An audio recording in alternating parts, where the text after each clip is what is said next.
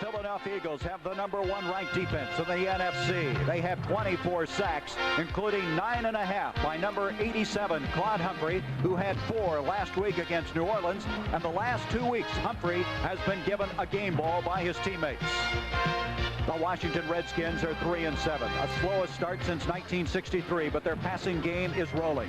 Joe Theismann has found a new target, and rookie receiver Art Monk, who has 41 catches, including this 46-yarder last week against Chicago. Monk is just 12 catches off of the Washington Redskin rookie record.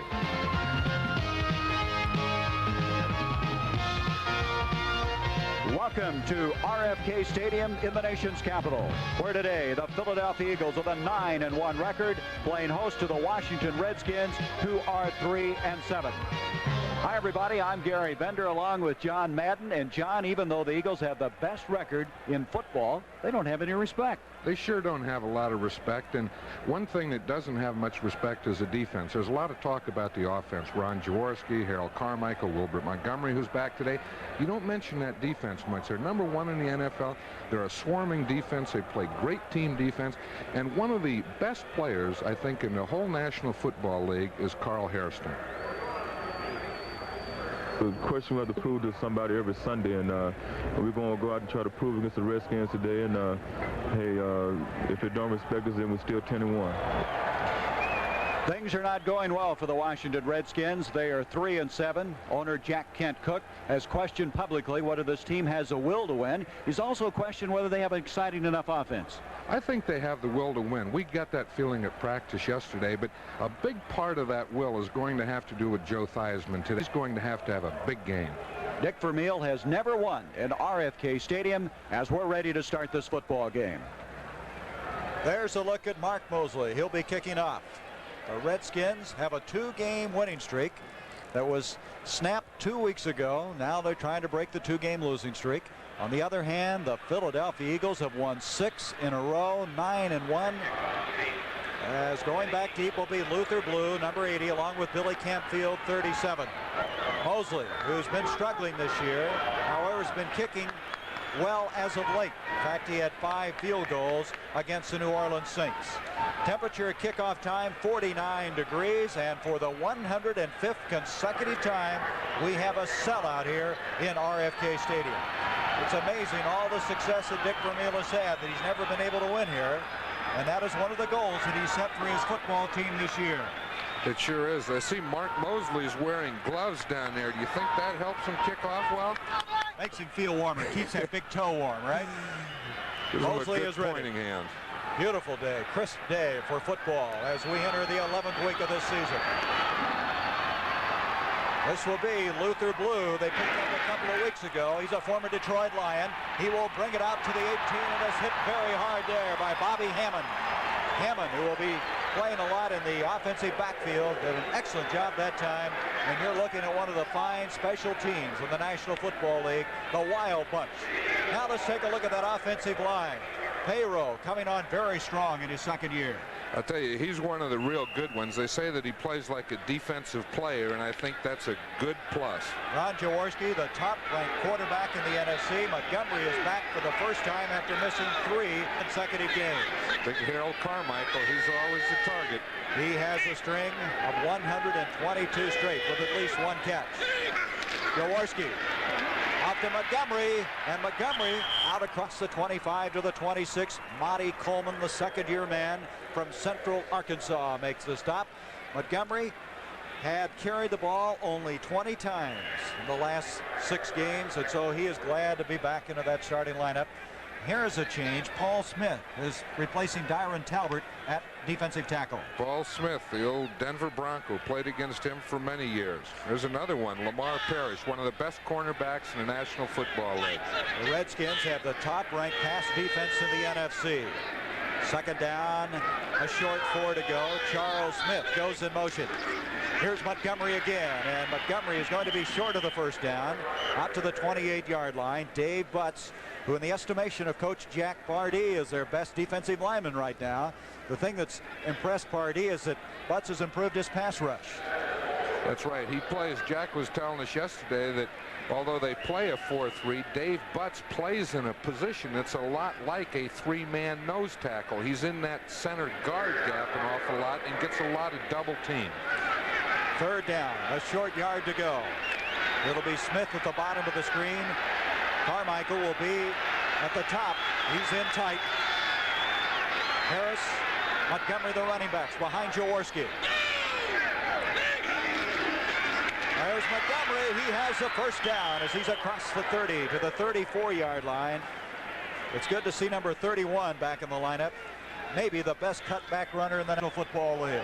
He may be the best runner in the National Football League. And I'll tell you, when Wilbert Montgomery is in there for this Philadelphia Eagle offense, this is a different team. They're much, much more explosive with Wilbert Montgomery. He came in here 12th in the NFC in rushing despite missing all that action. Carmichael, Smith split out. First down just short of the 35-yard line. Just underway at RFK Stadium. Jaworski, his first pass of the afternoon. Smith is down here, and it is a completion to the 39-yard line. Smith with his 32nd catch of the year. Lamar Parrish defending on that play, and Charles Smith, playing with what Dick Vermeil termed improved confidence, made a fine catch on that play for the first down. He sure did. I was talking to cornerback number 24, Lamar Parrish, yesterday about Charles Smith, and he said the thing that has made him better is he runs different patterns now. At one time, he just ran the streak or the up or the deep pattern. He said, but now he runs hooks and ins and outs and crosses, and he says you never know where he's going. That was a 26-yard gain to the 39-yard line. Philadelphia, the initial series of this game, and they're moving impressively. Jaworski to Harris. Leroy Harris to the 37-yard line. Monty Coleman made the stop. There had been some speculation that Harris would not start in this game, that in fact Vermeil would have Mike Hogan in there. Harris has had some hamstring trouble, also dropped a couple of passes a week ago, and Hogan is really pushing him for that starting spot at fullback. Is, and I think one of the important things here with Wilbert Montgomery having missed 3 weeks is that when he comes back, he may feel much more comfortable with Leroy Harris as his partner back there. Gain of 2, second down and 8. Perry Brooks is checked in defensively for Washington, coming out the veteran Paul Smith. Carmichael at the top of the screen, all 6'8" of it. On a second and 8, Wilbert Montgomery on a delay, and Montgomery to the 30-yard line. That'll be a yard short of the first down. Rich Malott, who has 3 interceptions this year, the second-year man from Penn State, making the stop for the Washington Redskins. Let's look at 31 again. It was a little delay type of thing to see Wilbert Montgomery wait there, then he starts to the right, and it's a cutback, an organized cutback, where he goes back to the left. And we talked about underrated players and things. I think Wilbert Montgomery is one of the fine players, one of the top players in the National Football League, and he is an underrated player. He has 4 carries for 22 yards. Third down, make it 2 yards to go as they mark the ball at the 31-yard line. This is Harris, and Harris is able to break a tackle by Jarris White, and he may have gotten the first down. White had him about a yard short of that first down, but Harris, with good leg drive, picks up a first down for Philadelphia. That was a nice run by Harris because he had to do that on his own. He had to finish it on his own. They put Jarris White in for short yardage because they feel that of all their cornerbacks, he is their best support man. Of course, he didn't look like it on that play, did he? Saints leading the Falcons. New Orleans trying to win their first one. Harris, in the first game against Washington this year, caught a 51-yard touchdown pass. That's the only touchdown pass he's caught in his career, and it was a big one. On the first down, Jaworski, his second pass of the afternoon, and over the Heath Crefley, the big tight end, and that'll bring up a second down. Look at Jaworski. He's running downfield to talk to the deep official. What he's doing is that deep official is the one that keys and watches the tight end. And I'll bet you that Ron Jaworski thought that his tight end was held as he came off the line. Brad Dusick, the linebacker there, trying to cover on it, and it's going to bring up now second down and 10. The one thing about Ron Jaworski is he really has mixed up his receivers well this year. I know, and the thing that I like about Ron Jaworski is he's a competitor. He's a fighter. He's not just one of those fancy quarterbacks that goes out and hands off and throws a few. He's a fighter. He's answered the bell, even though he's been hurt on many occasions. Second down and 10. Charles Smith goes in motion. This will be Montgomery. Has Harris with a block, and he's across the 25. Leroy Harris with a good block on that play. That gave Montgomery some running room inside the 25. Monty Coleman again on the stop. Going to hear a lot of Coleman as you look at Wilbert Montgomery. I think it's interesting about Wilbert Montgomery. He hasn't played for 3 weeks. You think someone coming back, you may start a little slower and let him work into it. They haven't. They've left him in there, and he started carrying the ball. And I tell you, he's a real working halfback today. Third down now, 5. They have 5 defensive backs in. Washington expecting the pass. Look at those Giants.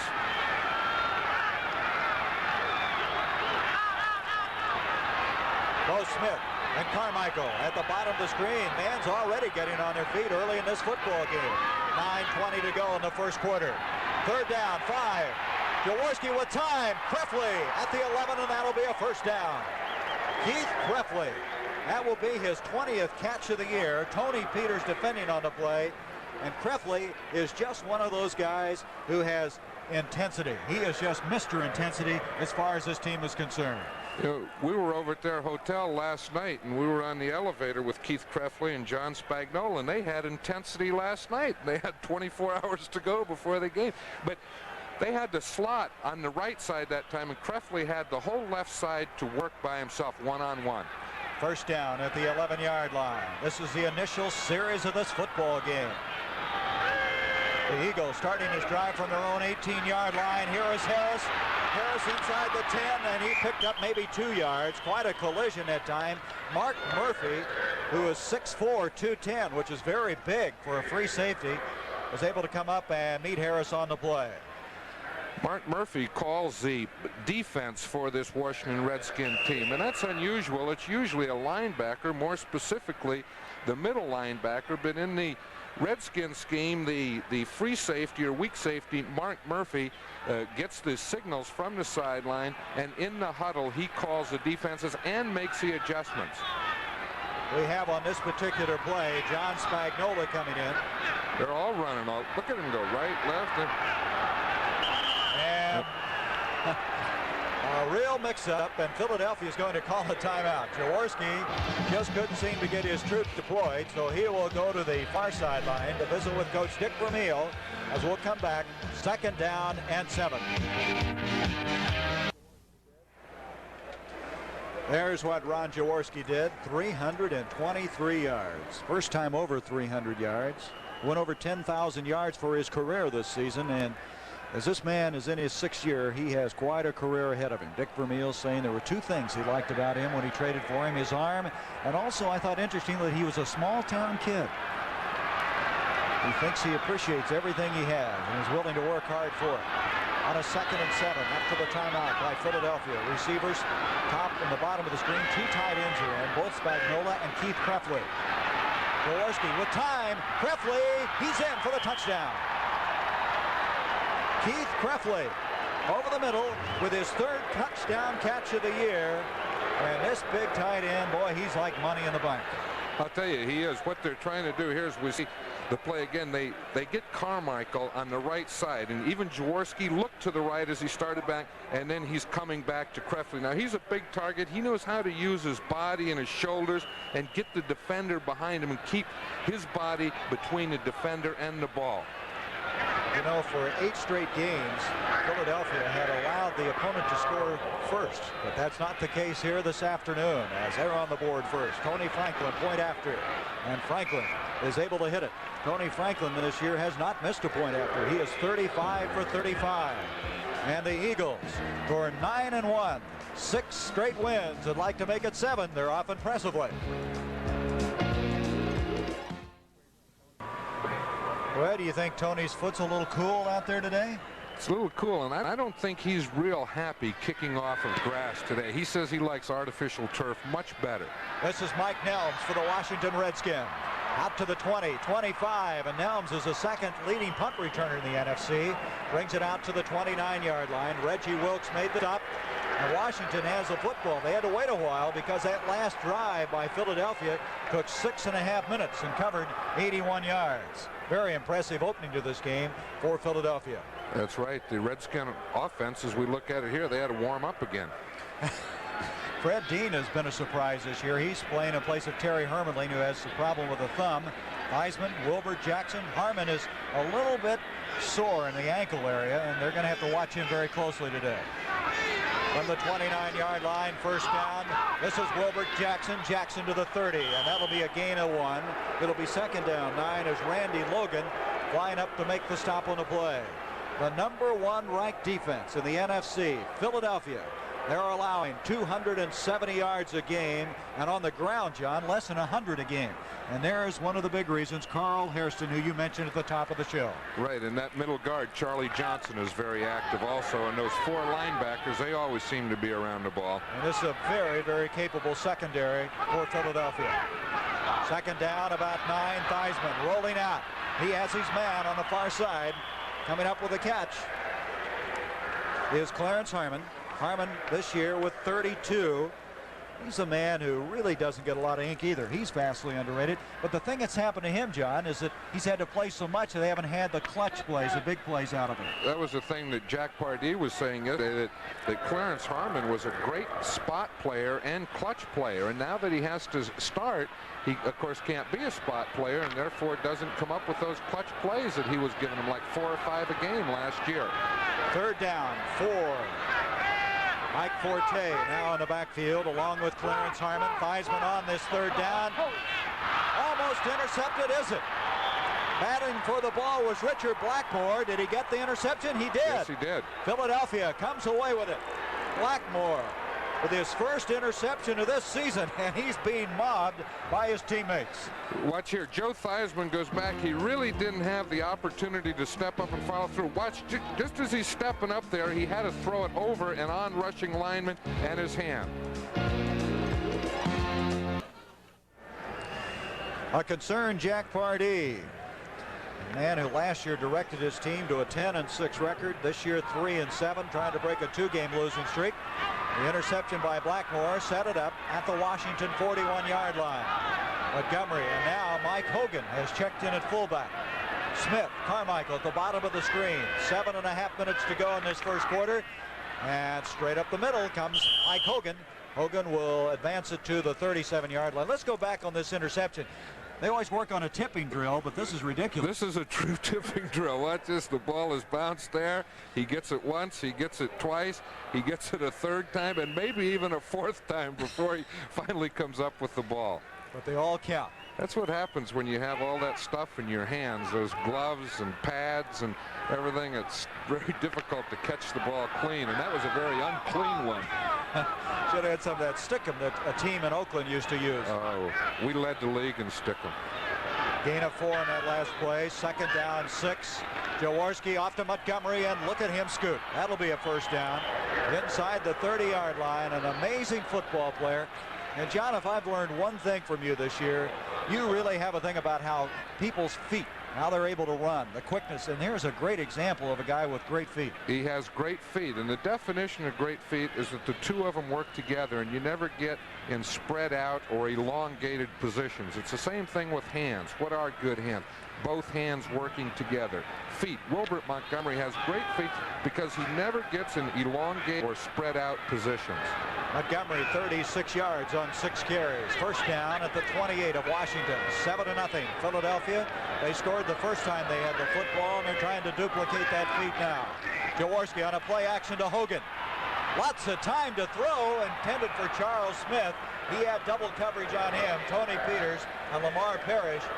But John, that forward wall of Philadelphia, which this year has given up 17 sacks, really had protection that time for number 7. They had protection, and before that they've been doing an outstanding job with the run block, especially on that left side with Stan Walters and Pete Perreault. They've been making big chunks of yardage on the right side of the Redskin defense. Philadelphia now is going to have a couple of tight ends coming in on this play. This game, Mazzetti has just kicked a 19-yard field goal to get Atlanta on the scoreboard. Spagnola and Krefli in. Hogan has come out. Montgomery the only running back on a 2nd down 10. This will be Montgomery to the 30. Montgomery to the 25, the 20, and that will be enough for another first down.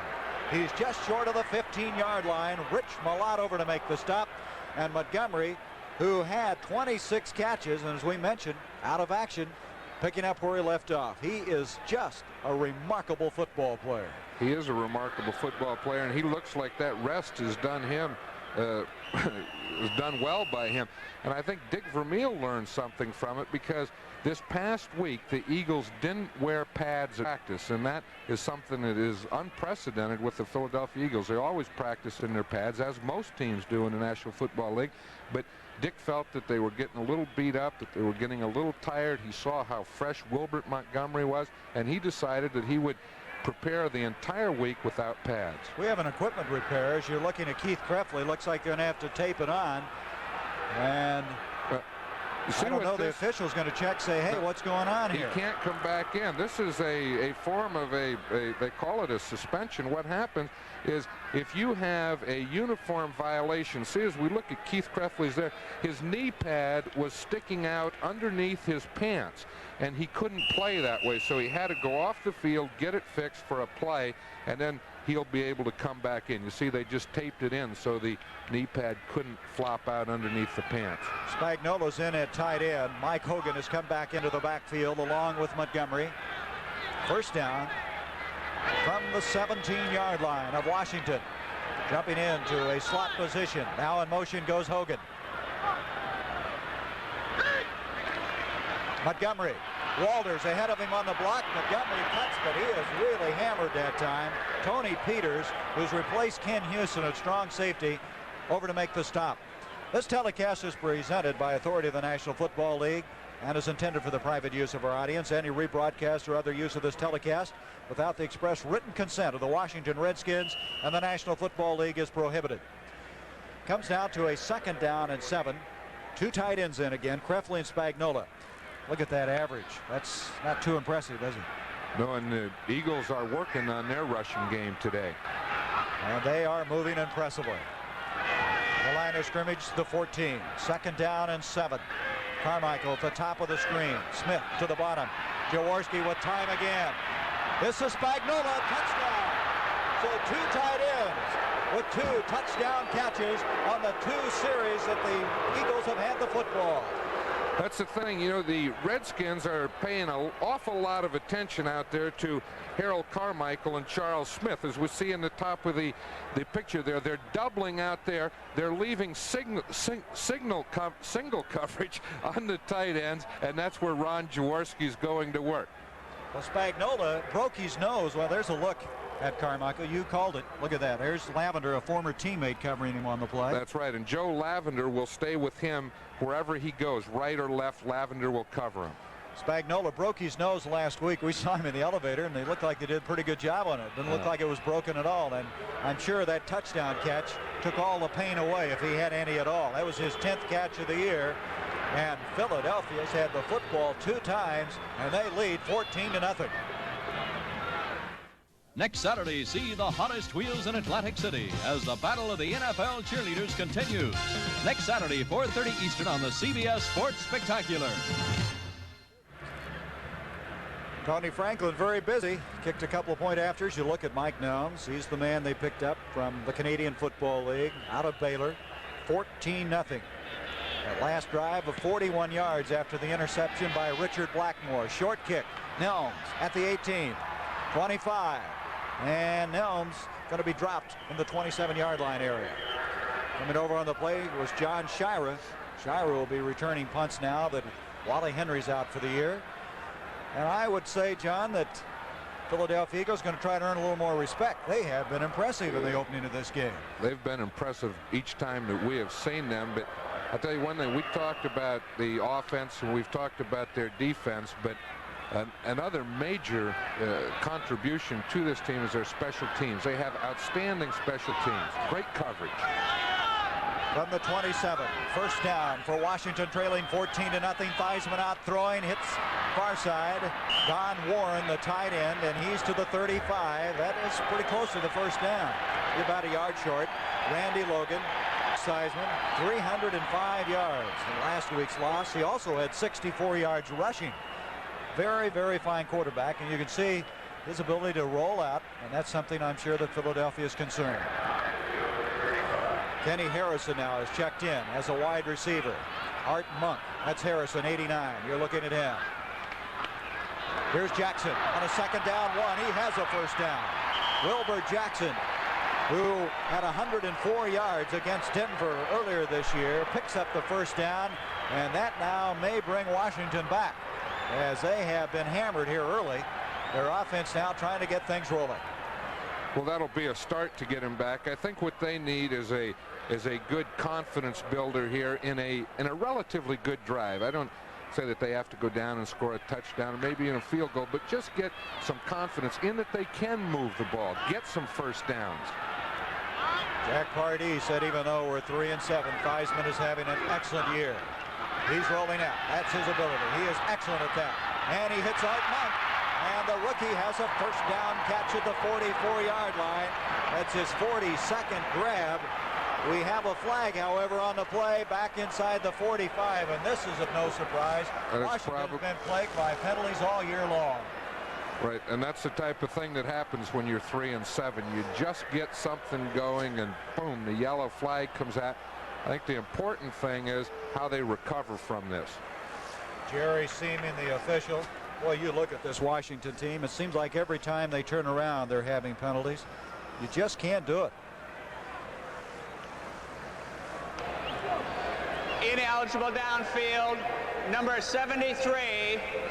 And ineligible downfield. I did not hear, I guess the microphone not working in that instance. So that will move it back and bring up a first down 20 from the 34. I believe it was Jeff Williams, one of the offensive linemen. It could very well be. It was a sprint pass, and when you do that, you move your pocket, which moves your offensive line right or left, and sometimes when they move right or left, they get downfield. That's the 82nd penalty of the year against Washington. You believe that? Here's Theismann in trouble, and that's the 25th sack of the year for this Philadelphia team.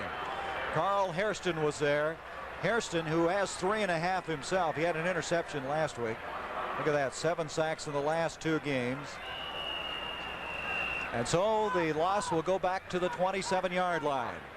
It'll bring up second down now and 26 to go as Ricky Thompson comes into the lineup. 5 defensive backs have now checked in for Philadelphia.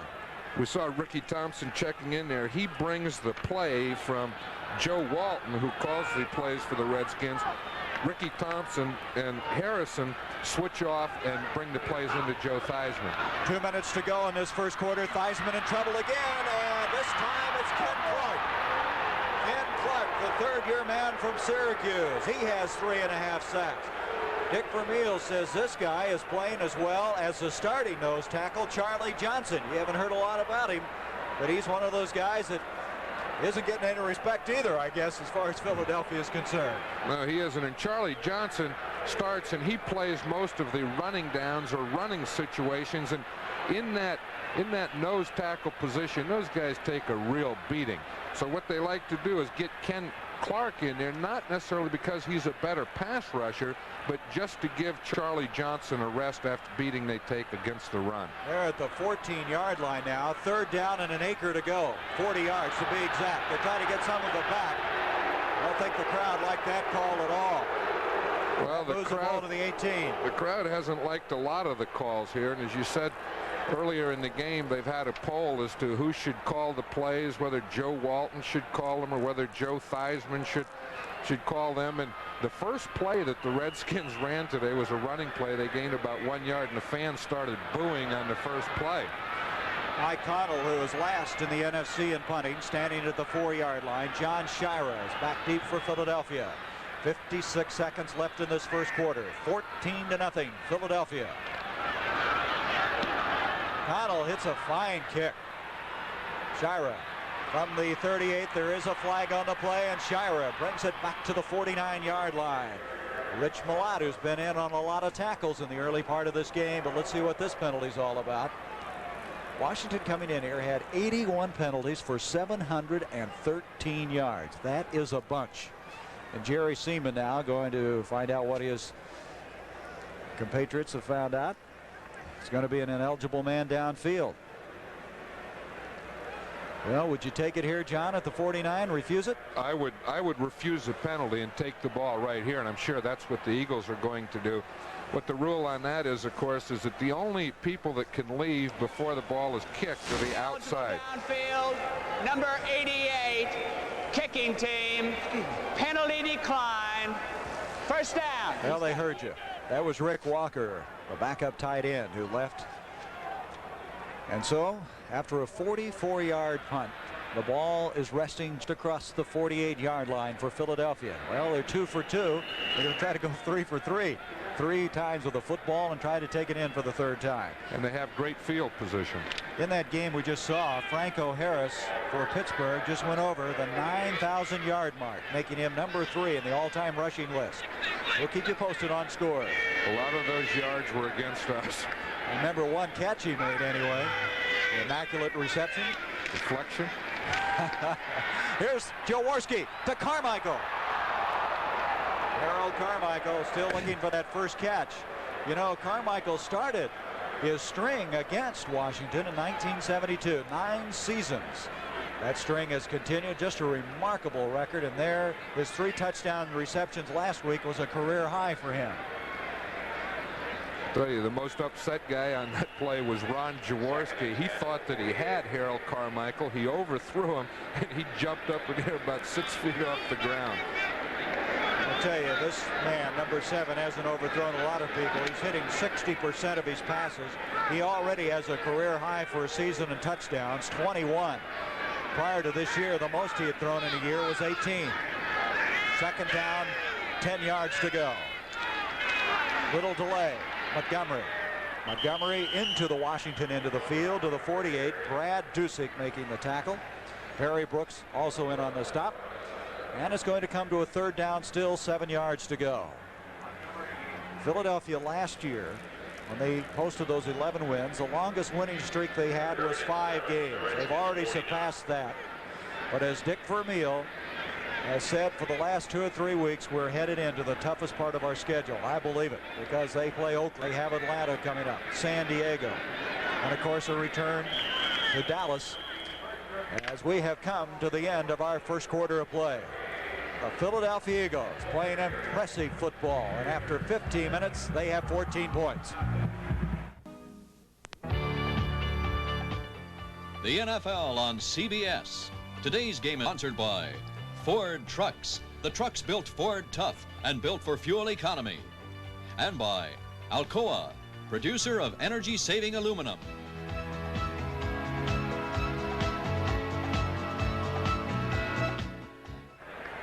Well, the Washington Redskins have been playing catch-up football. They fell behind last week 35-0, 23-0, only to come back and start to put some points on the scoreboard. But that first 15 minutes was all Philadelphia. They had the ball 10 minutes and 41 seconds of it. They have 125 yards in total offense. 3rd down and 7. Jaworski, the blitz is on and he gets it out. Billy Campfield to the 40, and that'll be a 1st down. The Redskins came pouring up the middle, and Jaworski very calmly hit the man who was flaring out at Billy Campfield, who's made a lot of big plays for this Philadelphia team.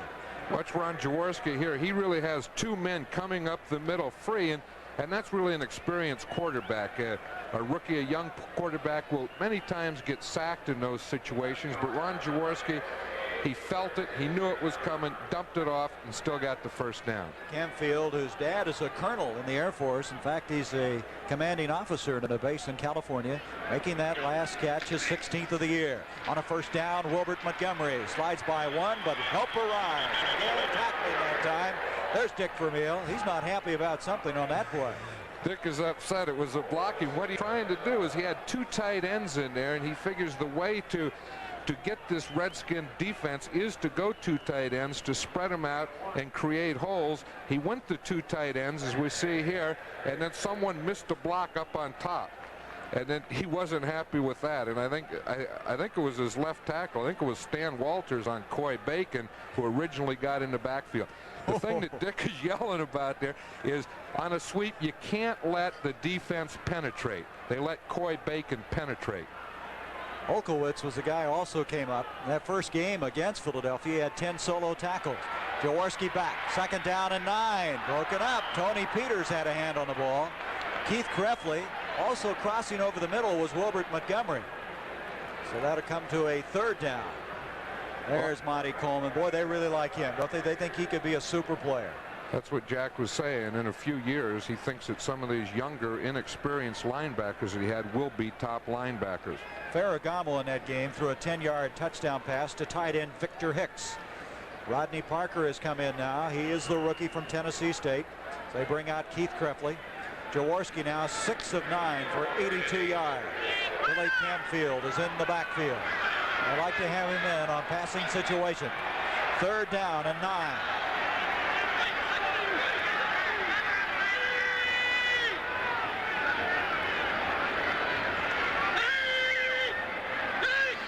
Jaworski on the 3rd and 9. Protection. And Carmichael. He did not hang on, or did he? Let's see. One official ruling a completion.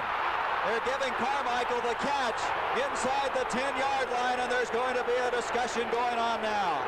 There's more than a discussion. These fans are upset about that because what they're ruling was that Harold Carmichael caught the ball and was down before the whistle goes. And we'll see this again, that the whistle blew before he fumbled. I mean, again, it's double coverage. He's working against Joe Lavender. He gets to the outside. Look at that catch.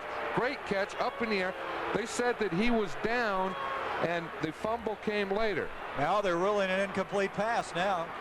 They're bringing it back. He's been overruled. He's been overruled because he spotted the ball down where Harold Carmichael caught it. Have you ever sat or been close enough to one of those discussions where the officials overrule? How does it happen? I've always been close. I'd be out on the field right now. I would think.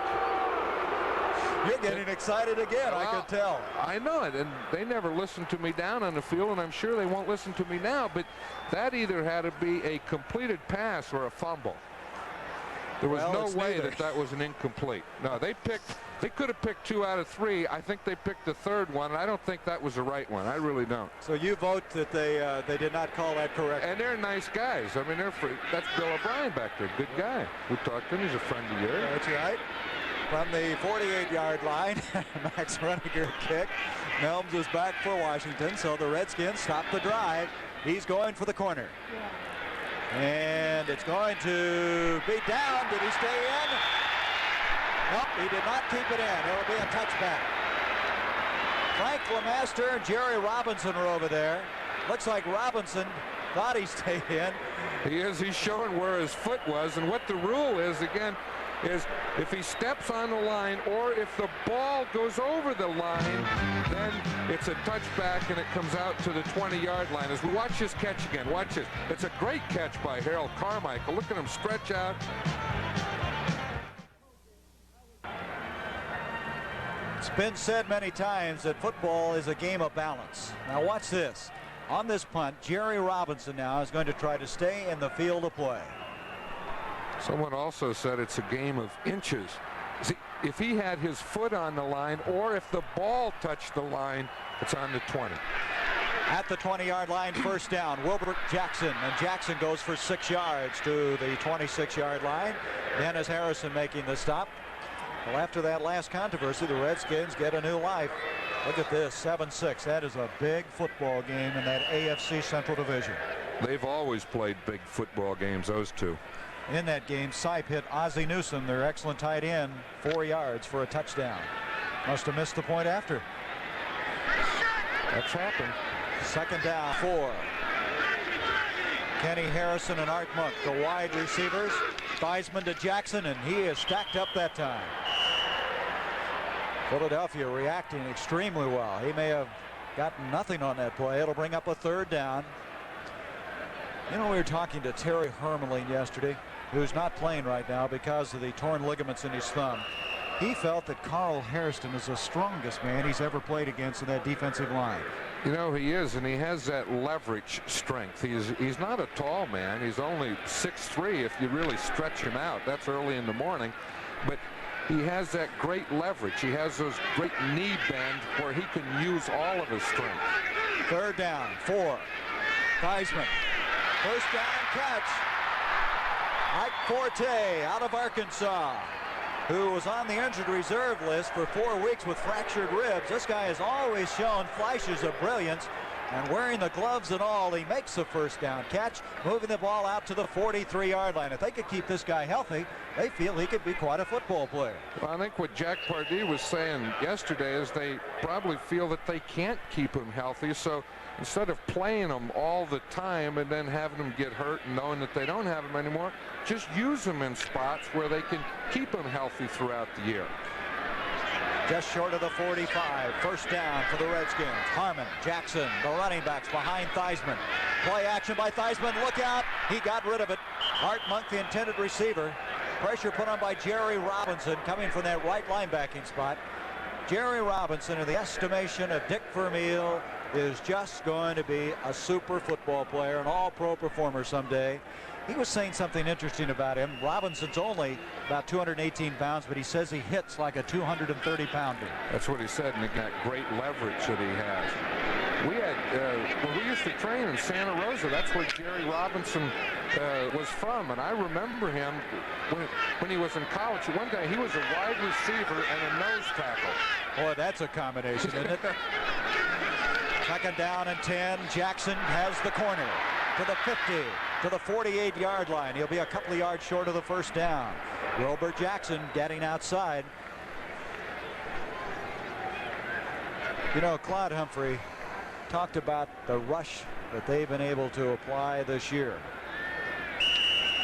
My position is on the defense is that I come in on the obvious passing situations, the third and long situations where we know that the quarterback is going to throw, and then my job is to go and sack the quarterback.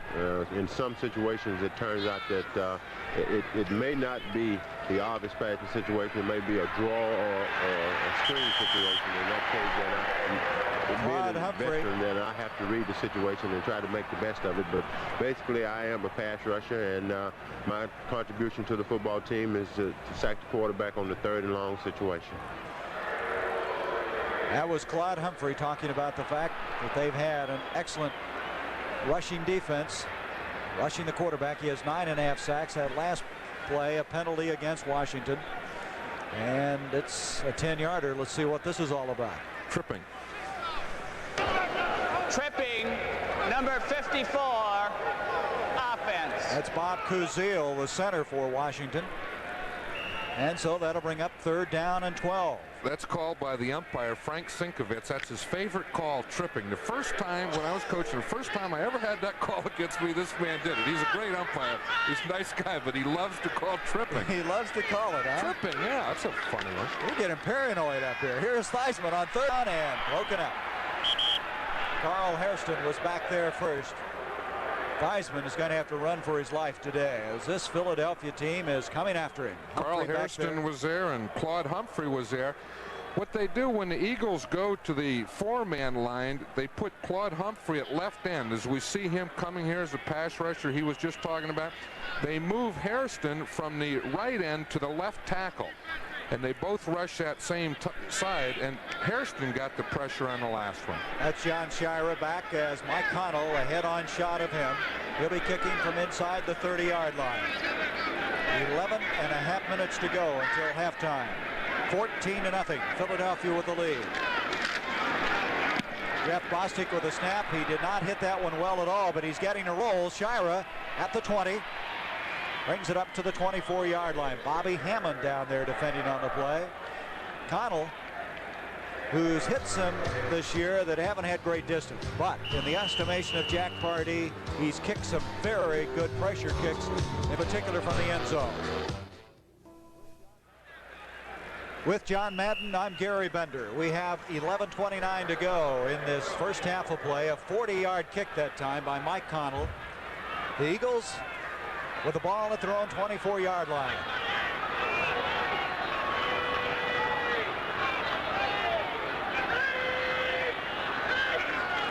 Jaworski to Montgomery.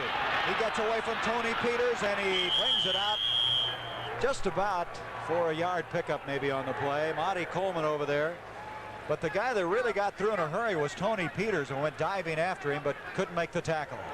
Tony Peters is very good on force, and that's really the reason that he replaced Ken Houston, is that he is a good tackler. He does get up. You know, he plays the run very well, and that's what a strong safety has to do. He always goes to the side of the tight end, and he's really responsible for that strong side sweep.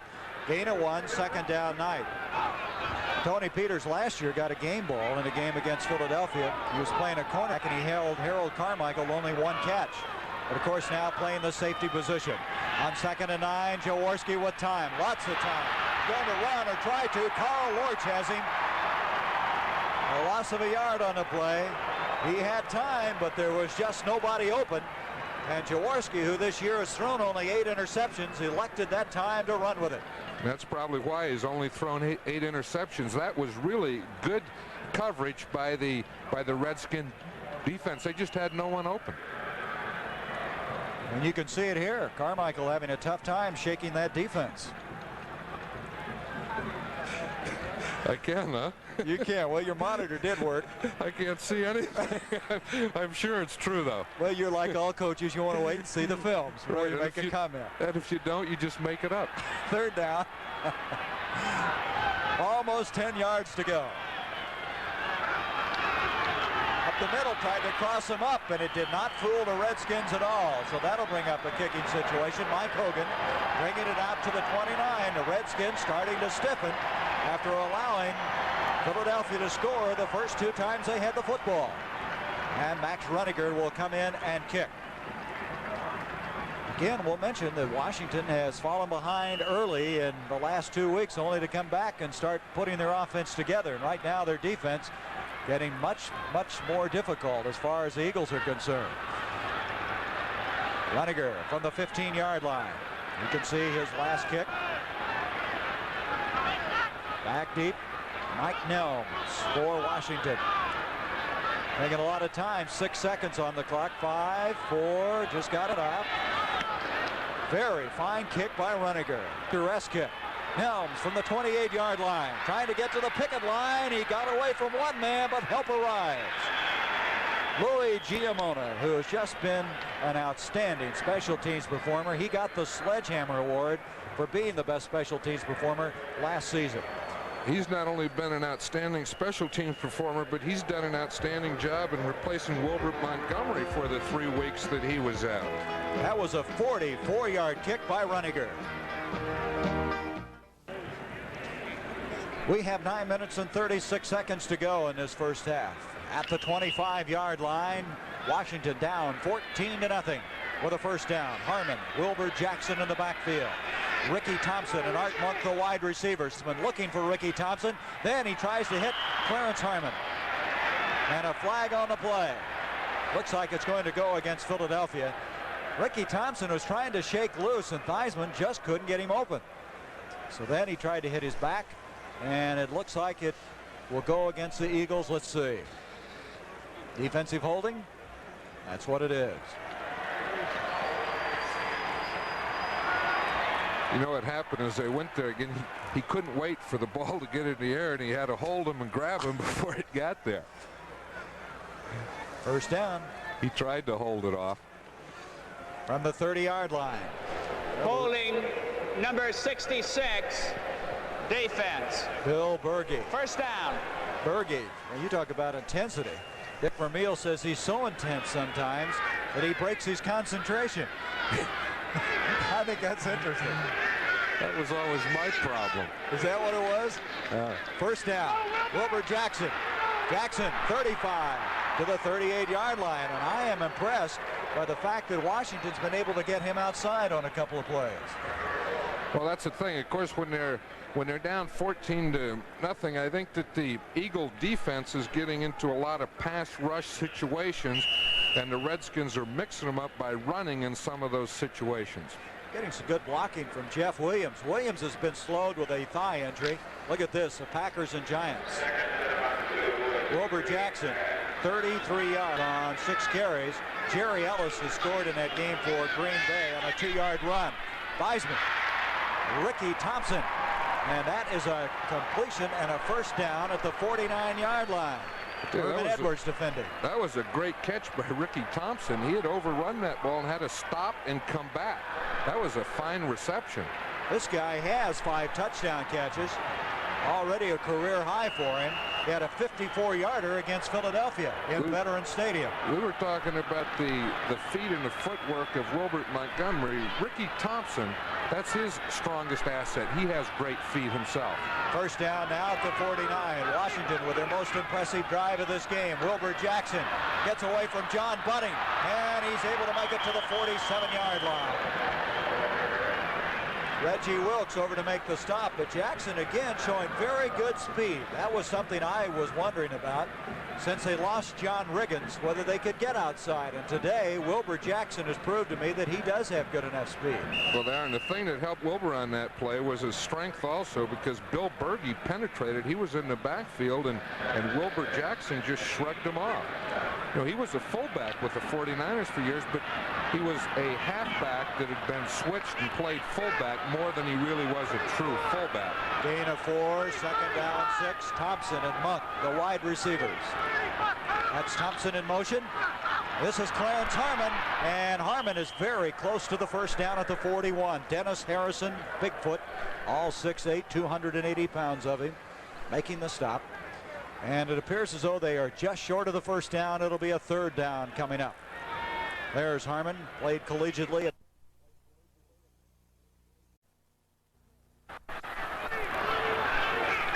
This is Forte. Forte cuts it up, and he has the first down. A very fine individual effort that time by Forte, who looked like he wouldn't get his shoulders turned up the field. Frank LeMaster eventually made the stop. First down, Washington inside the 40-yard line.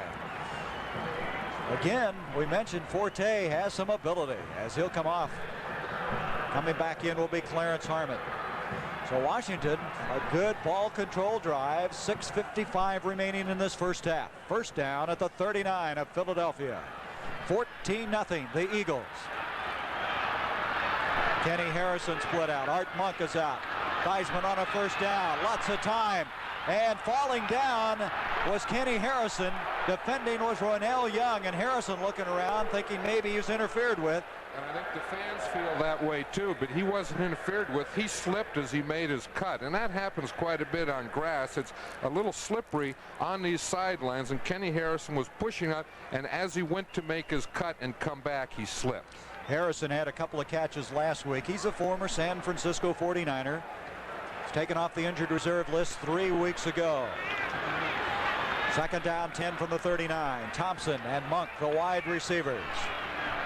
6:39 left on the clock in this first half. Almost firing off, and doing so was Ken Clark. And that will be a 5-yard penalty.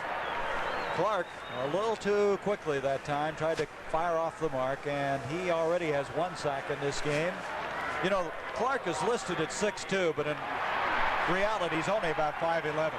5'11", and that was the type when I was a coach that I would always reject, and that's the reason that we didn't have some of these Ken Clarks.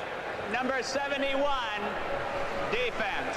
Well, you only won 103 games, Super Bowl. You must have done something right. And also some of the Carl Hairstons. This is the one thing that Dick Vermeil does. He really believes that the only important thing is how they play the game. It has nothing to do with their size. And he doesn't make many mistakes in personnel. Second down, 5 from the 34. Theismann with protection again. Over the middle. That's Clarence Harmon, and that should be enough for the first down. Wait a minute, a flag on the play. And I believe it's going to go against Washington, and that has been the story all year long about this Redskin team. It's holding. They just can't seem to stay away from the penalties. And there's 2 flags. It looks like they caught him on both sides, on the left side and on the right side. So, as you've said so many times, that's the biggest drive stopper in the world, is a holding penalty. That's it, and that's hurt the Redskins a couple times today already. That, you know, when you're struggling on offense or defense or in a game on anything, it's really hard. Number 63, offense. That's Fred Dean. Yeah, right. It's really hard to come back off that, you know, and that's the important thing. You do get penalties, but you have to forget about them, and the most important play is the next play. And that's what we come to right now. Second down, 15 from the 44. Harmon, Mike Forte back in. Thompson, Art Monk, both of them split to the bottom of the screen. Don Warren, tight end. Theismann back. That is Mike Forte. He hangs on, and that'll be a first down. Boy, that was a tough catch. He was hit hard. He was able to hang on, and Forte has made 3 fine plays in this football game. Forte was hit hard, but so was Joe Theismann. As we watch this, he's getting a pass rush right up the middle again by Hairston's the first man there. Watch the shot that he takes right as he throws the ball, but he stood in there and got the ball deep to Forte, who also takes quite a lick. That's the thing we're talking about. It's not the penalty. That play's over. Now the most important one is the next one, and that's what they did well. A very resourceful Joe Theismann. Forte has 2 catches for 38 yards. First down at the 24 of Philadelphia. Look at that protection. Art Monk.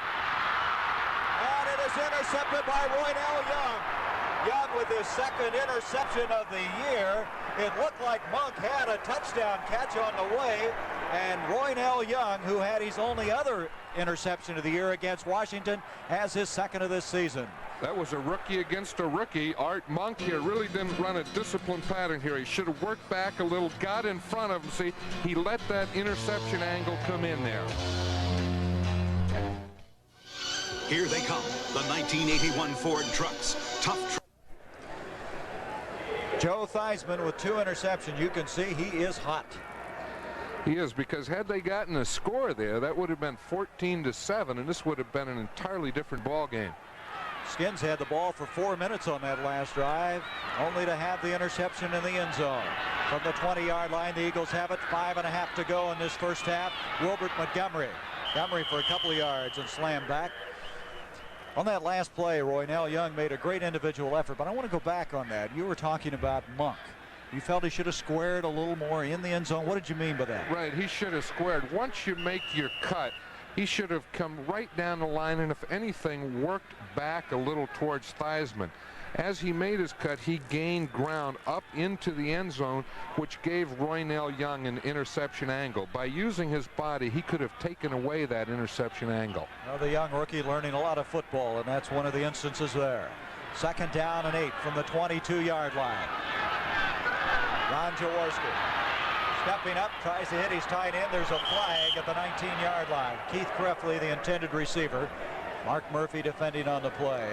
I'm sure that's going to be holding against the Eagles, and that could be a big plus here for the Redskins, because that can put the Eagles back inside that 10-yard line.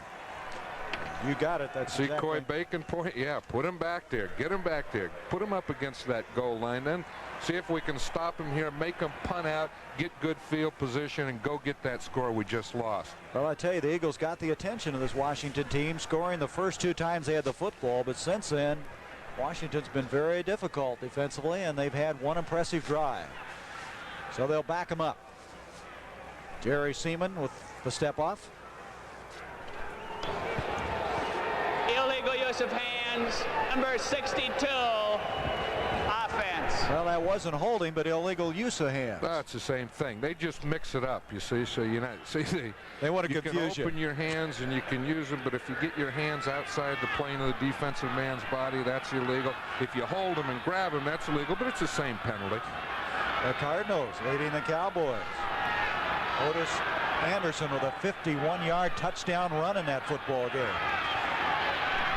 Wilbert Montgomery, and Montgomery out across the 15 to the 17. They had a 2nd and 17 call, so they got a long ways to go. Perry Brooks over to make the stop. Montgomery getting up very slowly. In fact, he's not getting up. And I'm sure that's one thing that Dick Vermeil was worried about, and the whole Eagle team, and probably everyone except Wilbert Montgomery. As we see it again here, it was a sweep play, and he's starting to cut up here, and this backside pursuit is going to come across and get him in right there. It looks like he got a hit on that left knee. I hope not. I really hope that's okay. You know, sometimes it can be. There's Dick Vermeil out there, and we knew he would be concerned about that because Wilbert Montgomery means so much to this football team. He's had hip problems. He's had a groin problem. He's had a hyperextension of his knee. And he has been a very unhappy young man. We saw him a couple of weeks ago in Seattle. He couldn't play, and he had the gloom of all-time gloom on his face that particular day. Montgomery already has 50 yards today. That happens when you get those players that are great players because they're great competitors, and then they have to hold it out. That's a warrior out of war. Wilbert Montgomery's up, and he's walking off the field without a limp, so it's not his knee. That's great news. Been a tough year for this young man. So he'll catch a breather now. As it's going to be 3rd down, still 12 yards to go. Billingfield will come in and replace him as Jaws, Ron Jaworski from Lackawanna, New York, will return to the huddle.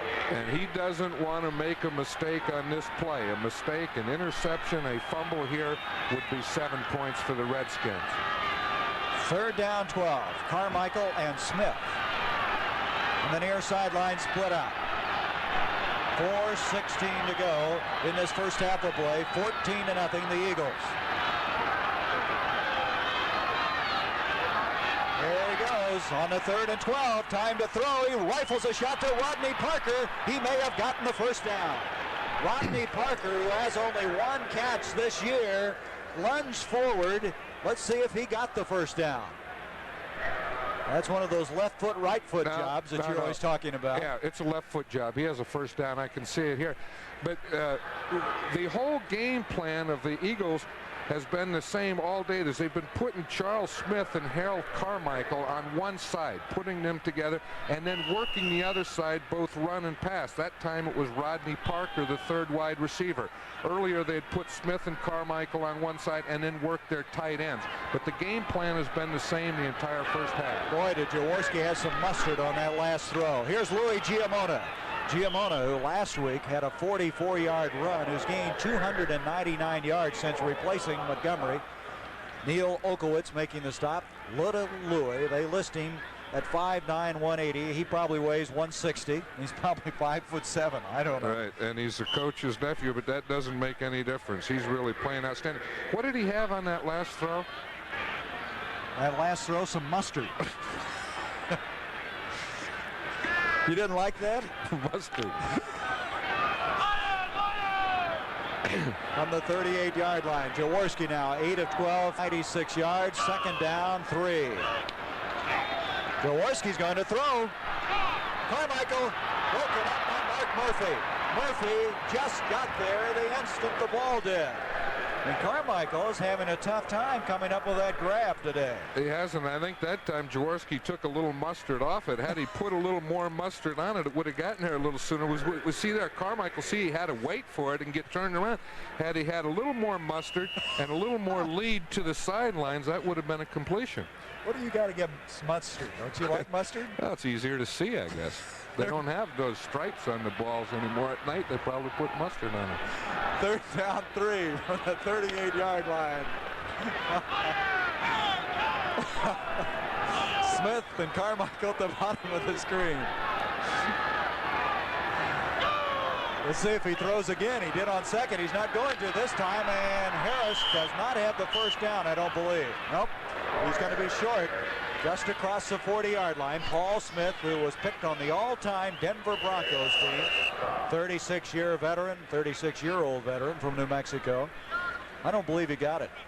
They are looking to the far sideline. From our vantage point, I'm going to say they didn't.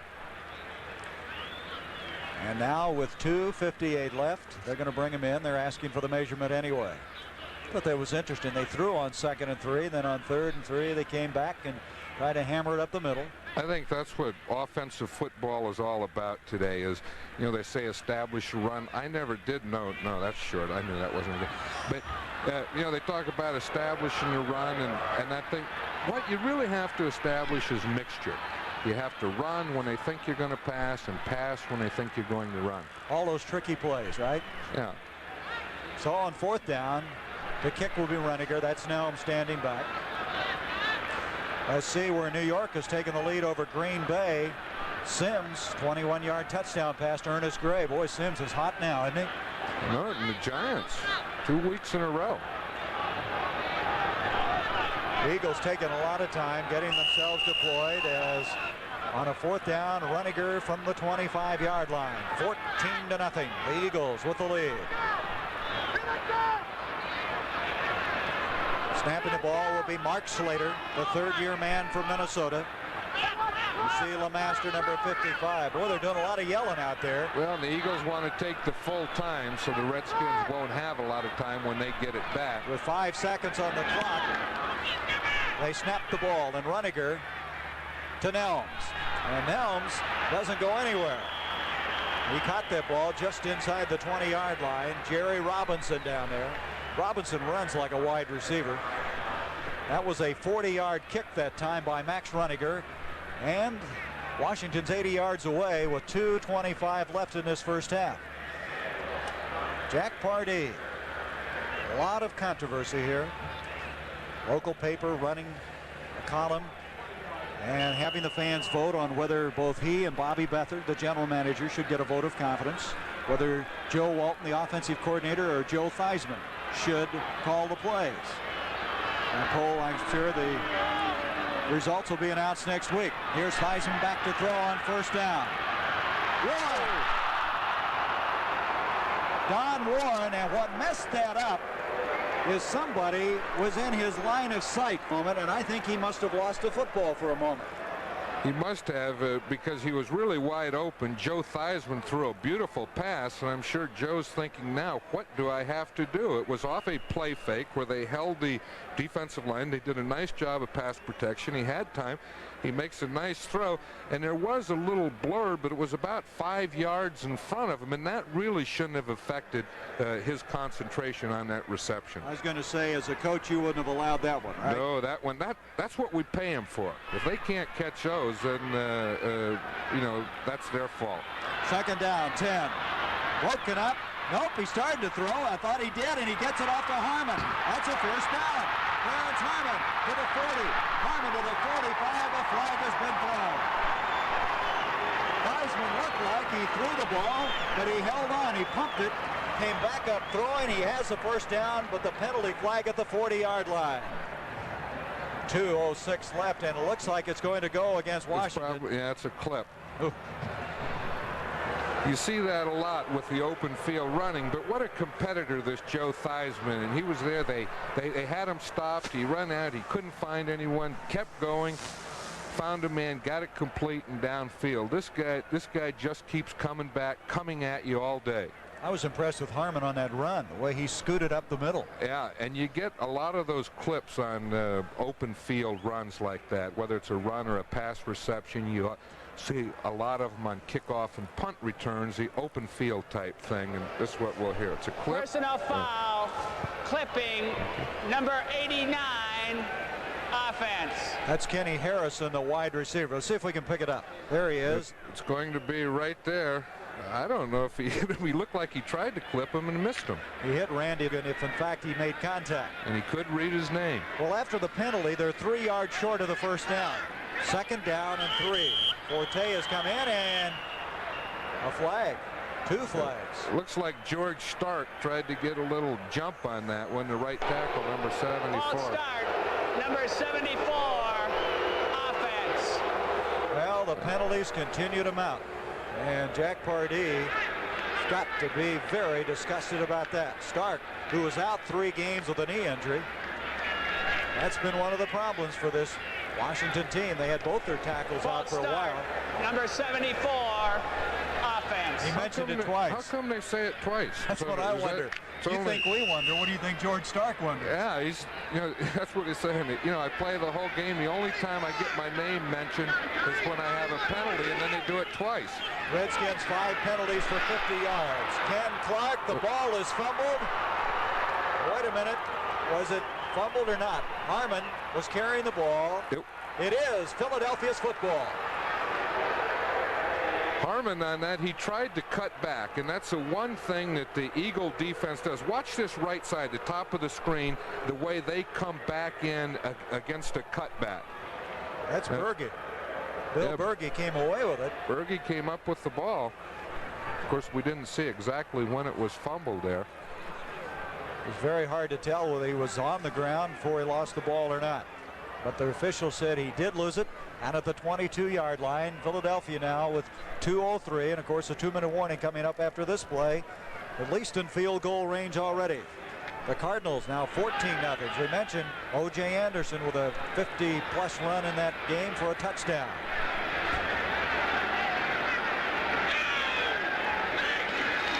Jaworski to Smith, and he did not catch it. It hit the ground. Lamar Parrish pending on the play, and it'll bring up a second down. That, by the way, was the first fumble in the game. Harmon not able to hang on to it.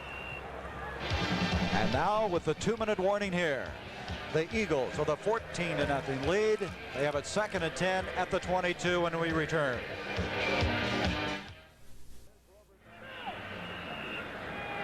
There's Wilbert Montgomery. We understand he has a twisted left knee, and he looks like he wants to come back in and play, doesn't he? He sure does.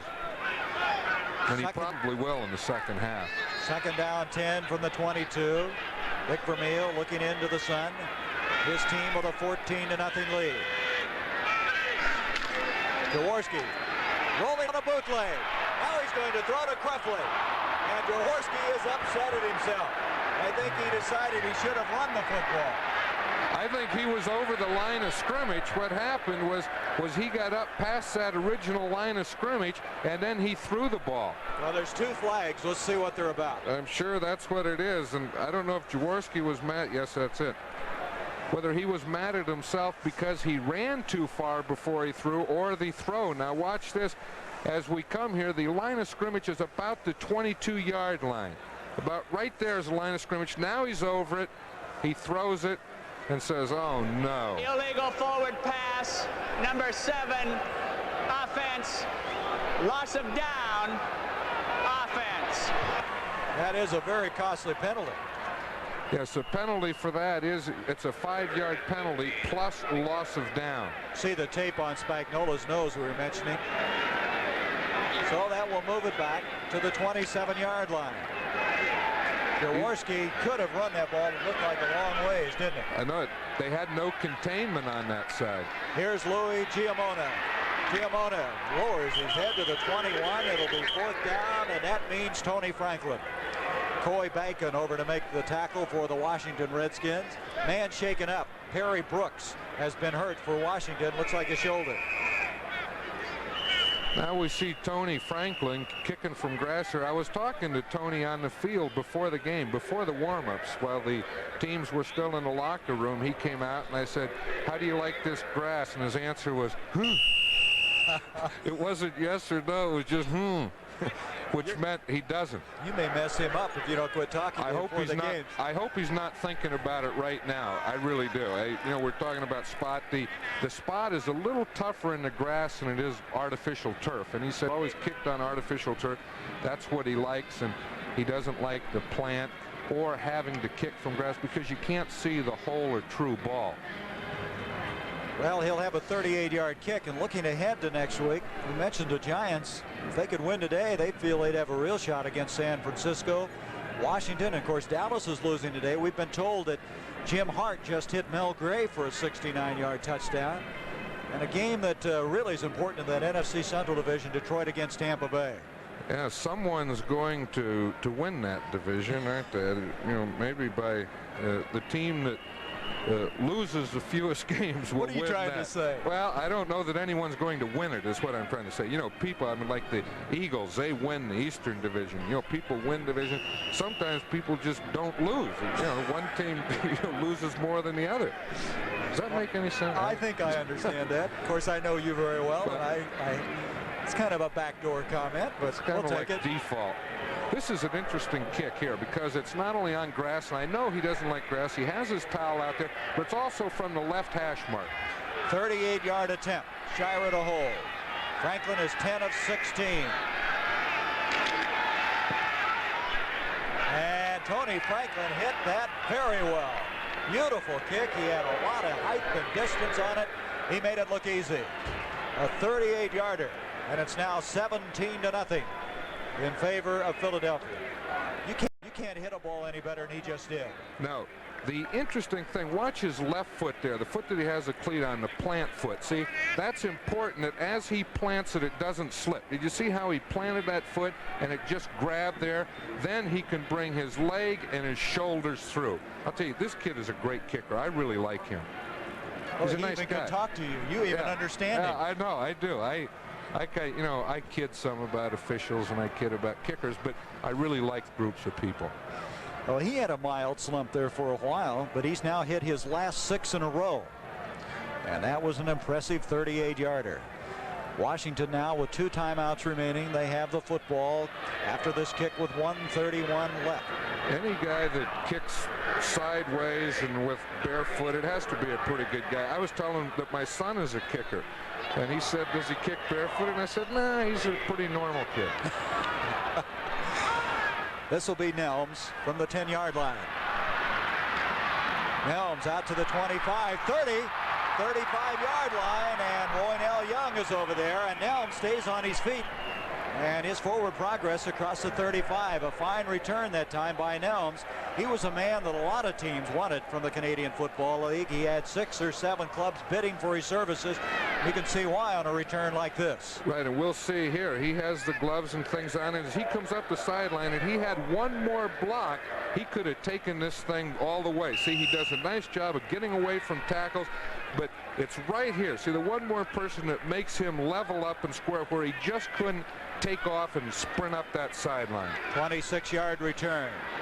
With a minute 21, Theismann is going down. That was Carl Hairston. Also help from Claude Humphrey. Theismann had no chance whatsoever. And the loss will be back to the 25-yard line, and Philadelphia is coming after number 7. I'll tell you, they are. They talk about Carl Hairston being a fine player against the run, but every time I see him, he's a good pass rusher, too. The catch is made by Forte, and he's immediately wrapped up by Jerry Robinson. Forward progress to the 30-yard line. And now with a minute 2, Washington's going to ask for a timeout. That gives them 1 remaining. The ball at the 30, where it's going to be now 3rd down. And still long ways to go, about 15 yards. I know it, and they take a timeout before that. I know that, that Joe Theismann is a competitor. He would like to get a score here before they go in at halftime. But I don't know, at 3rd and 15, and they're having trouble with pass protection. That's a big thing. Joe Theismann, I'm sure, will do what he has to do to get the job done.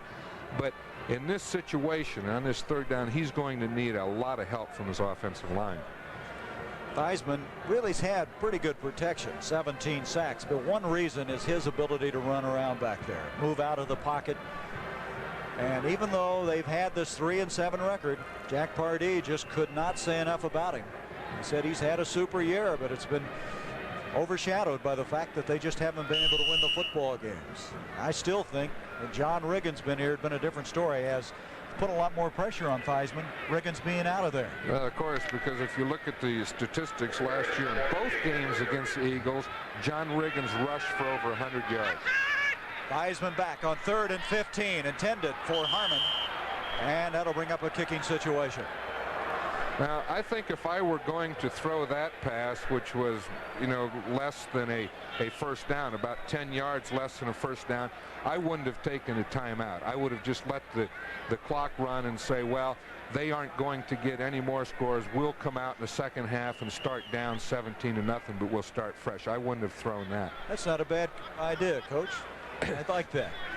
I even understood that. 58 seconds now left in this first half as Connell will kick. Like mustard? Back deep is John Shira. Big rush put on. That was Steve Wagner who went after the block. He's the new man they added this week, and Shira out to the 40-yard line. Shira will not break the long one like Wally Henry does, but he just does a very commendable job. We have a flag on the play. And we've had a lot of flags in this first half. Discussion going on, and it's going to go against Philadelphia. It's going to be holding. And it could be, of course, it will be if it's against Philadelphia. It's before the kick. Then the Redskins will get the ball again, automatic first down. So it'll be 1st and 10 for the Redskin offense. If it were after the ball is kicked, then the Eagles get to keep the ball. But it had to be holding before the ball. Therefore, it's automatic first down. Illegal use of hands, number 63, defense. He pulled an offensive player out of the way to allow a teammate to go in and block the punt.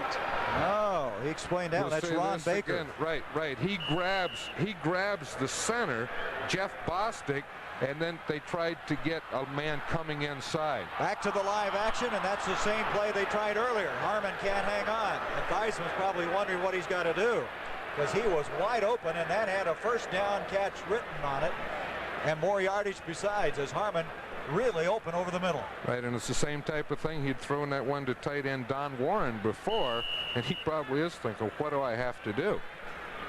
That stopped the clock. 44 seconds. They'd like to at least get back to field goal range. They bring in Mark Mosley from the 35, 2nd and 10. Thompson and Art Monk, the wide receivers. Theismann intended for Monk. Frank LeMaster had inside coverage all the way. Monk couldn't stay on his feet. But LeMaster, that was just a desperation toss because Monk really had no opportunity to catch it all. You see the time remaining, 39 seconds. That's one thing about LeMaster. He, in the estimation of Vermeil, is just a very consistent, well-drilled football player. He's always in position, and that last play certainly pointed that out. There was a lot of them in position in the middle, and Joe Theismann was just trying to throw the ball away. And usually when you throw it away, you like to throw it to the sidelines more than in the middle. That's very dangerous. From the 35, 3rd down 10. Theismann rolling out. He's going to try to hit Monk. Monk is across the front of that chain. He would have been far enough for the first down, but that'll bring up 4th down. So the penalty doesn't really give the Redskins any impetus to keep moving. They'll have to kick anyway, as Connell will go back to the 20-yard line. Shira again will field the punt. And I'm sure the Eagles won't run that same stunt that they did the last time, where they try and grab and hold and get someone out of the way and run someone else up inside. They're going for a safer return type play on this return. The man that did it is Ron Baker. He's right over the nose of Jeff Bostic. Baker's one of the fastest players on this team, even though he's an offensive lineman. There he is, 63, as Connell hit it very well. Shira from the 15-yard line. Shira out to the 30, and again we have another flag on the play. We can't seem to get these punts without a flag. This one at the 39-yard line. You know, as we remember the last time that same thing happened in the last game, just before the halftime, there was 2 penalties and the Eagles got another score as a result of it, but this one will go clipping against the Eagles, so I'm sure they aren't going to get a score out of this just before halftime. Let's go back on this last punt and watch the center of that defensive charge and the offensive line of Washington. Well, that's a tough thing, as we see him here. Oh. That's the old thing where you can't can the center. Remember we used to say no canning the center, but you know, he has to keep his leg. Clipping, now 52, receiving team during the run back. Ray Phillips. I've never heard so many explanations as we've had today. Right. Well, they like to get on television and editorialize a little. But Jeff Bostic, the center on that, has to keep his head between his legs and follow through and watch the ball. And of course, they are susceptible to that type of thing. 20 seconds left in this first half. Jaworski's going to play it cautiously. That was Giamona. The time ticking away. They're just going to let it expire in this first half of play. So after Philadelphia took their first 2 possessions and scored with them, they've had a battle on their hands until the 38-yard field goal late in the first half of play. Again, this reminder, the Redskins have had to play catch up, and they have the ability to do that. Well, they do, and their defense early in the first half, in the first quarter, was a little shaky, and the Eagles, the first 2 times they had the ball, they just drove down and scored with it. Then they settled down, and they're playing good, strong defense now. And the Eagles trying to make it 7 in a row, leading the Redskins 17-0 at half. 17-0, our halftime score here at RFK Stadium. The sellout crowd, a cool, crisp afternoon. We'll be back with the second half in a moment. The preceding message was furnished as a public service by the National Football League. The NFL on CBS is sponsored by Toyota, who invite you to catch the feeling and see the 1981 cars and trucks at your local Toyota dealer. The Miller Brewing Company, brewers of Miller High Life. If you've got the time, we've got the beer. And by JCPenney, JCPenney Auto Centers, and JCPenney Shop at Home Catalog.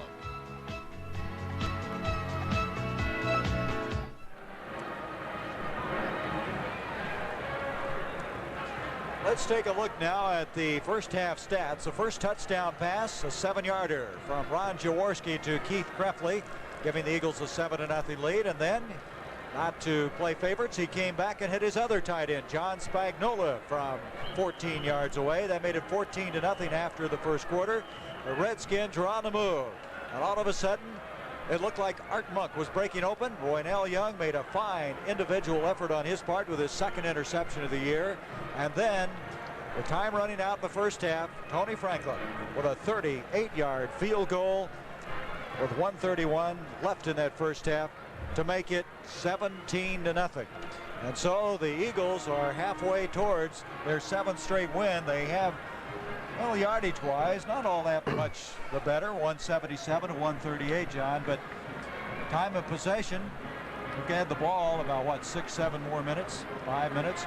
But I think the thing that continually jumps out at me is how they just established the game. The first 2 times they had the football, they scored with it. That was the thing, and then the Redskin defense has come back. But I'll tell you, there's one thing that we didn't show in the statistics, is the Redskins have had 3 turnovers in the first half, and that's the thing that's really hurt them. Well, and the penalties, my golly, every time you turned around, it looked like they were having another penalty. Well, that's about even. I think the Eagles have 6 penalties, and the Redskins have had 5 penalties. But the turnovers and thing, had they gotten one of those scores in there in the first half, this would be a different ball game right now. Okay, we're ready to go now. The second half of play. Franklin, the kickoff. This will be Nelms. Nelms from the 20 out to the 24, maybe the 25-yard line. Al Chesley over to make the stop. And Washington, a football team that last week got behind early. They finally lost that ball game. And then a team that, I guess if you look at it, they were 35-21 and 39-14 with all their points coming in that second half. So they'd like to get at least that many here in this second half and tighten this one up a little bit. From the 25, Art Monk. Ricky Thompson to the bottom of the screen. Wilbur Jackson, Clarence Harmon, the running backs. Here's Jackson. That'll be a 2-yard pickup to the 27-yard line. Wonder if the Redskins will go back to that sweeping action. The running success that they did have in the first hand was the sweeping, the outside stuff. They haven't had a lot of success inside because of the job that they do with the penetration. Oh, Art Monk hit Roynell Young. Didn't like that interception. Yeah, that's what he said. That's what you get for intercepting that ball on the goal line against me. That'll get your attention. Good job there by director Chris Erskine picking that one up. Buddy Hardiman now is in the backfield. In motion comes Kenny Harrison. Theismann on second down to Art Monk. Monk, a lot of people around him to the 29-yard line. Will bring up third down, still 6 yards to go. Frank LeMaster over making the tackle. Good coverage that time by Philadelphia, reacting extremely well to the football. And Charlie Johnson was in there on Joe Theismann, and he hit him just as Theismann threw the ball. Joe Theismann, he's been hit a couple of times. That's what he's saying. If I can't get time to throw a little screen pass to Art Monk, I don't know if I'm going to get time to throw the ball deep and up the field, which he's going to have to do this second half. Forte is in along with Hardiman. As coming out of the ball game was Kenny Harrison. Third down, 7 yards to go. Theismann a hit again, but he has Monk down there. John Shira almost had an interception. Art Monk was open. Theismann really decked again. Boy, that was not too far from being a long gainer. Shira over covering. You can see Theismann is limping as he comes off the field. And he should be. That was the type of decking that you don't like to get. We'll see Dennis Harrison, number 68, is going to hit him right here as he steps up to throw the ball, right on his left knee. And that's the tough thing. When you can't step up, then you can't follow through, and you can't get the velocity that you need on the ball. That might have been the difference on that play. It sure was. Connell to kick from the 15, Shira back deep. Connell hits it very well. He's been kicking extremely well today. Shira inside the 25, to the 30, he's to the 33. Bobby Hammond again. There's Theismann trying to walk it off. Well, you can hurt some knees like that. People following into you. You just don't bend that way sometimes. No. The Eagles have the football for the first time in the second half.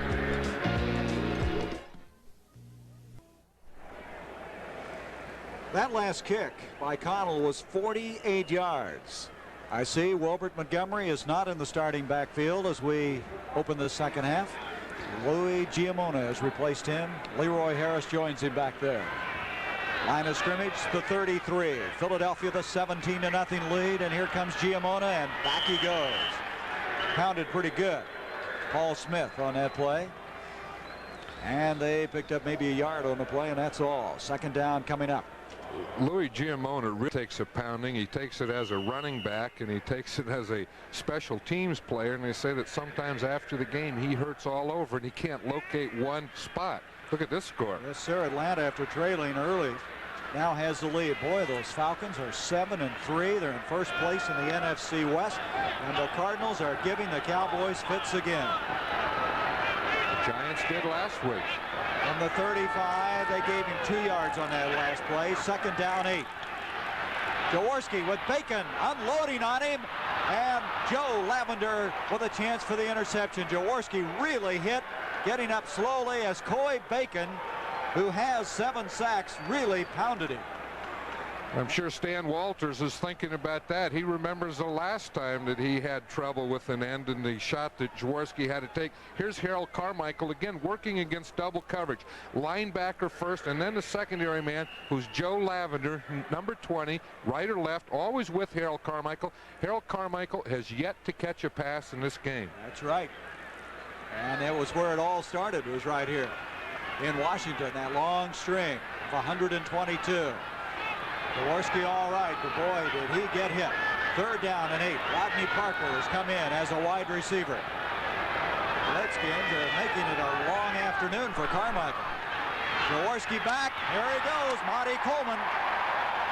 And the Redskins pass rush has picked up since he went into the dressing room. They did. They were going at the end of the first half there. The Redskin defense had come on, and I think all they need now is a score. Get their offense going. See, they had the 4-man rush here. They brought the linebacker, Monty Coleman, straight to the middle. The backs went out. No one picked him up, and boom, he got what he wanted. That's the 3rd sack for Monty Coleman as a linebacker. As now Runniger will kick. Helms is back. There's Max Runniger. His average very good for the day. 11:57 to go in this third quarter. There's Frank LeMaster yelling some instructions out, moving around, number 55. And he took a long time getting that kick off. Almost took too much time. Nelms on the run. And he gets loose for a moment from Ray Phillips. But he is hit pretty well. But the Redskins will have good field position. The ball is just short of the 45-yard line. Look at this. He took a long time, and Zion McKinney, 84, got pretty close to the football. That was only a 33-yard kick that time by Runniger. And at the 44-yard line, Washington has a football. And as you mentioned, John, they score here. Could be a new story at RFK Stadium. Theismann limping a little bit. He has a pulled hamstring. Throwing to Monk. John Bunting, Herman Edwards defending on the play. That'll bring up second down. They've really tried to open up that middle, haven't they? But they haven't been able to catch those passes over the middle. I think on this pass, I think that Joe Theismann was trying to go deep. As we watch Art Monk here, he was looking in a different direction. Then he had to wait. He had good pass protection, and he came into the middle late. See, it looked like Art Monk didn't really expect to get that ball. Second down 10. Kenny Harrison and Art Monk, the wide receivers. Theismann to Wilbert Jackson. Jackson to the 50. Jackson close to the first down. Just short of the 45. And this crowd has come alive here. Renard Wilson, the free safety, up to make the stop. The crowd has come alive, and now the Redskins have to come alive, and I think they need something to get him out of this, something explosive, a long run or a long pass, and at the end of that long play, no penalty. You saw that score in New England leading Los Angeles. Frank Correll with a 29-yard field goal in the third quarter of that game. Jackson now has 52 yards on 9 carries, a first down. Jackson again. Jackson to the 40. Jackson getting some running room, a flag. 2 flags have been thrown in the vicinity of Jeff Williams, number 73, one of the linemen. That's what it's going to be, holding against Washington. And that seems to be a familiar sight as far as the Redskins are concerned. Another drive stopper possible. That's the first thing you learn as a coach. You never talk about something bad that can happen to you, because invariably it does happen. I just said they need something to drive, get some big play without a penalty. They get one, they get a couple first downs, and then boom, there's a yellow flag on them, holding. They go back 10 yards, but they still have pretty good field position here, and it's still first down. Holding number 73, offense. I tell you, I'm learning from you that where they throw the flags, you can pretty much tell what's going on. And Williams that time looked like he wanted to crawl into a hole. Right. We used to scout that. We always knew who called what and from where and why and when. Especially why. Or when. First and 20 now. Theismann, look out. He gets it off to Mike Forte, and Forte gets some of that yardage back to the 42-yard line. Randy Logan defending on the play, and Theismann had a man coming from the blind side, but he stayed in the pocket and threw the completion. There is one tough guy, because, you know, those quarterbacks, they get back there and they don't always see things coming. They don't always see bodies flying at them, but I'll guarantee you they feel them. Joe Theismann, he felt that. He knew it was coming from his backside. After he threw the ball, he felt it again.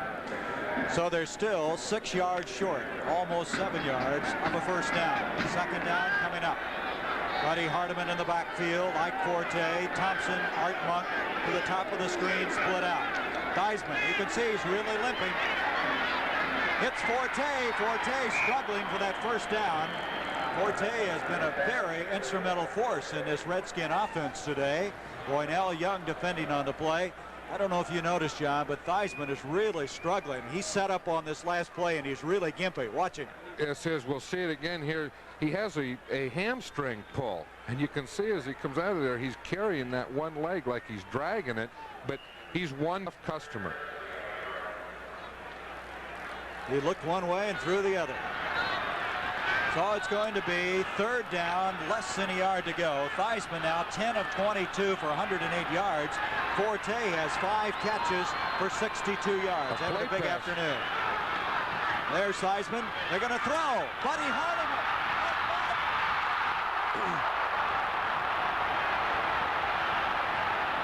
Hardiman, who was a quarterback at Iowa State, threw a very fine pass. Monk could not hang on. I'll tell you, we were saying it is a game of inches, but I thought that this was an ideal time for a passing play off a run fake, a play pass. This is a run pass where they fake the sweep, and then they go. Art Monk had him. He had his man beat. It was a perfect throw from anyone, a quarterback or a running back. Look at that throw. Difficult catch up over the head. But again, that's one that they have to make.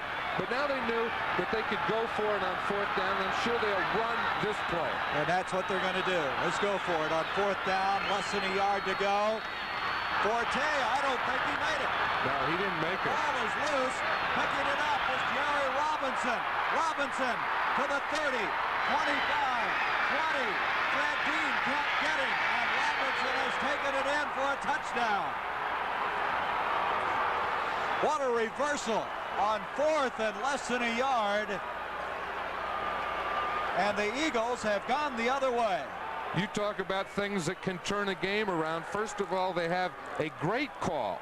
They have a great call. They get the ball to Art Monk. The ball is dropped. Now they come back on 4th down. They have to get it. Penetration from the offside. Fumble picked up by Jerry Robinson. No one touched him there. See, so he can still run with the ball, which he does all the way to the end zone. Now right here, he was a wide receiver in high school, and he looks like one, or a running back right there going down the sideline. Good balance, staying in. Nice little move there. Does he have a spike? No, well, he was going to, but then they all came and jumped on him, and he didn't have time to get into a spike. 59 yards. It was Carl Hairston that jarred the ball loose from Wilbur Jackson, and Jerry Robinson took over from there. Carl Hairston has been all over this field today. Tony Franklin trying to add the 24th point of the afternoon for Philadelphia, and he does. 24-0. Watch this. We'll see it again here as he comes in here. See, it's a lead play. Hairston comes from the backside. He has to be blocked all the time. He wasn't. Came in, penetration. Robinson picks it up. Poor Joe Theismann tried to catch him and couldn't. It's a stunned crowd here at RFK Stadium as Jerry Robinson just went 59 yards on a fumble recovery. Franklin added the point after. Last time that there was ever a return against the Redskins was the Giants. Did it back in 1978 when Troy Archer returned 120 yards. Look at this. Helms bringing it out across the 30, 32, and there's another flag. Steve Wagner, the young man who was activated this week when Zach Henderson was put on the injured reserve with a hamstring injury, over to make the tackle. And have a personal foul. Just a personal foul only. I shouldn't say only, a personal foul. You were waiting for the clip. You mean personal foul clip? It wasn't. Personal foul against the Eagles, it was. Well, that'll add 15. Boy, you look back now, John, at that near miss with Art Monk. Well, you know, there were really two with Art Monk. The first one was an interception in the end zone by Roy Nell Young. The second one was a true miss. Personal foul, unnecessary roughness, number 59, kicking team. That's Al Chesley, the second-year man from Pittsburgh. St. Louis is now leading Dallas 21-10. Jim Hart hit Pat Tilley for 60 yards. He's hit a 69 and a 60-yarder against Dallas. And Sims last week went crazy. Theismann, Harmon. Boy, did he catch it? I don't think he did. He didn't. He did not catch a football. Boy, he's had a tough time over the middle.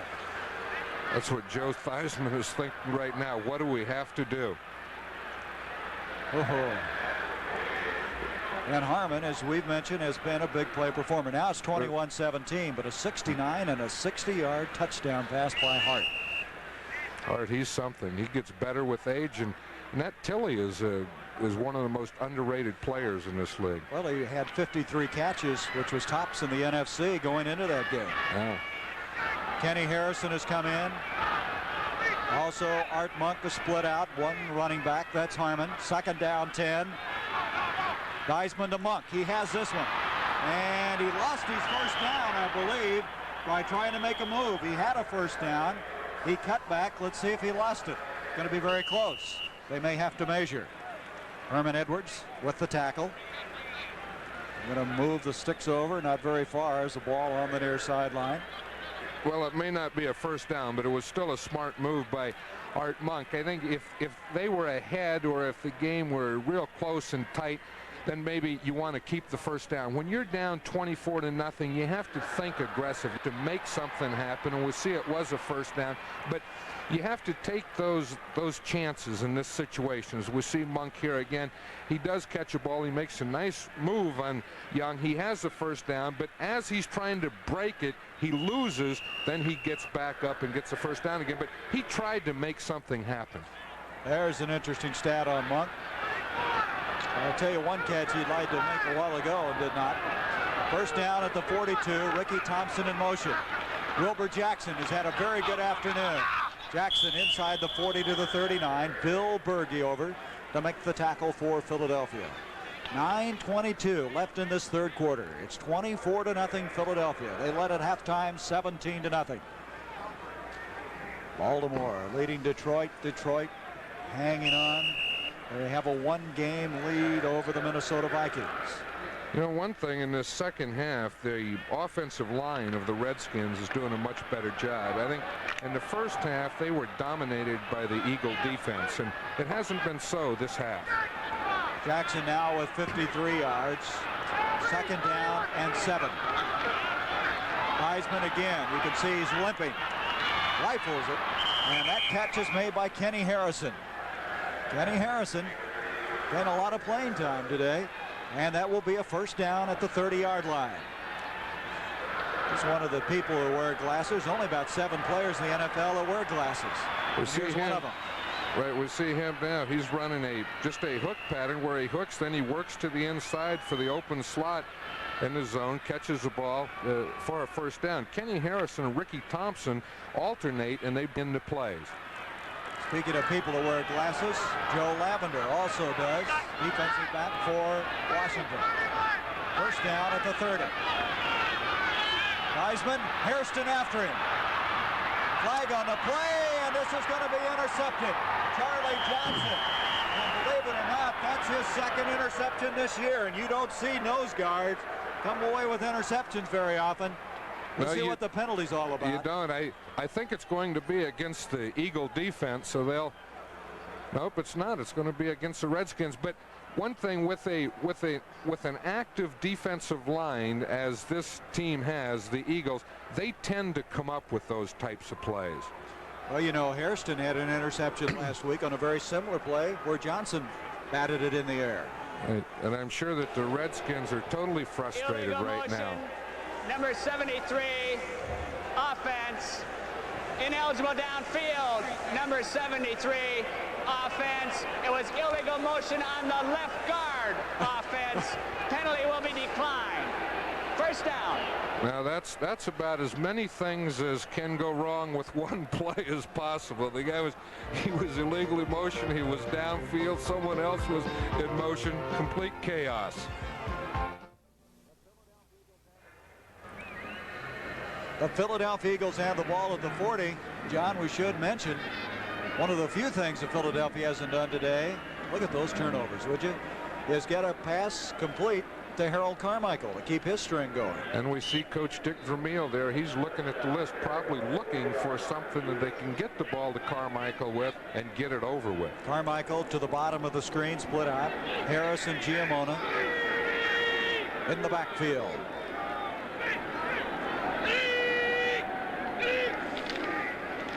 Giamona, boy, is he hit. The 42-yard line. He was all beaten and battered and bruised in that Chicago game.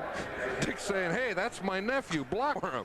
You know, he said something interesting last night. He said, you know, there's no nepotism, but he said we never probably would have taken a chance on Louis after he'd hurt a knee with the Jets, but I knew him well enough that I felt like maybe we could.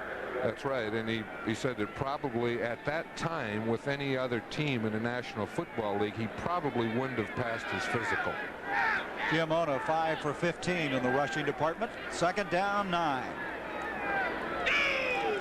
24-0. The Eagles with the lead.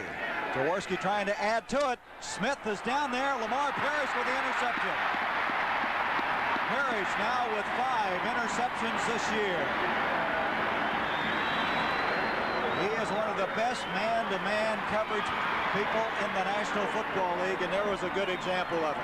I'll tell you, he is, and he has been for a long time. He's covering Charlie Smith on this play. As we said, they flip-flop from side to side. He'll always be on Charlie Smith, and of course he came up, got in good position, and made the interception there. His 5th of 1980.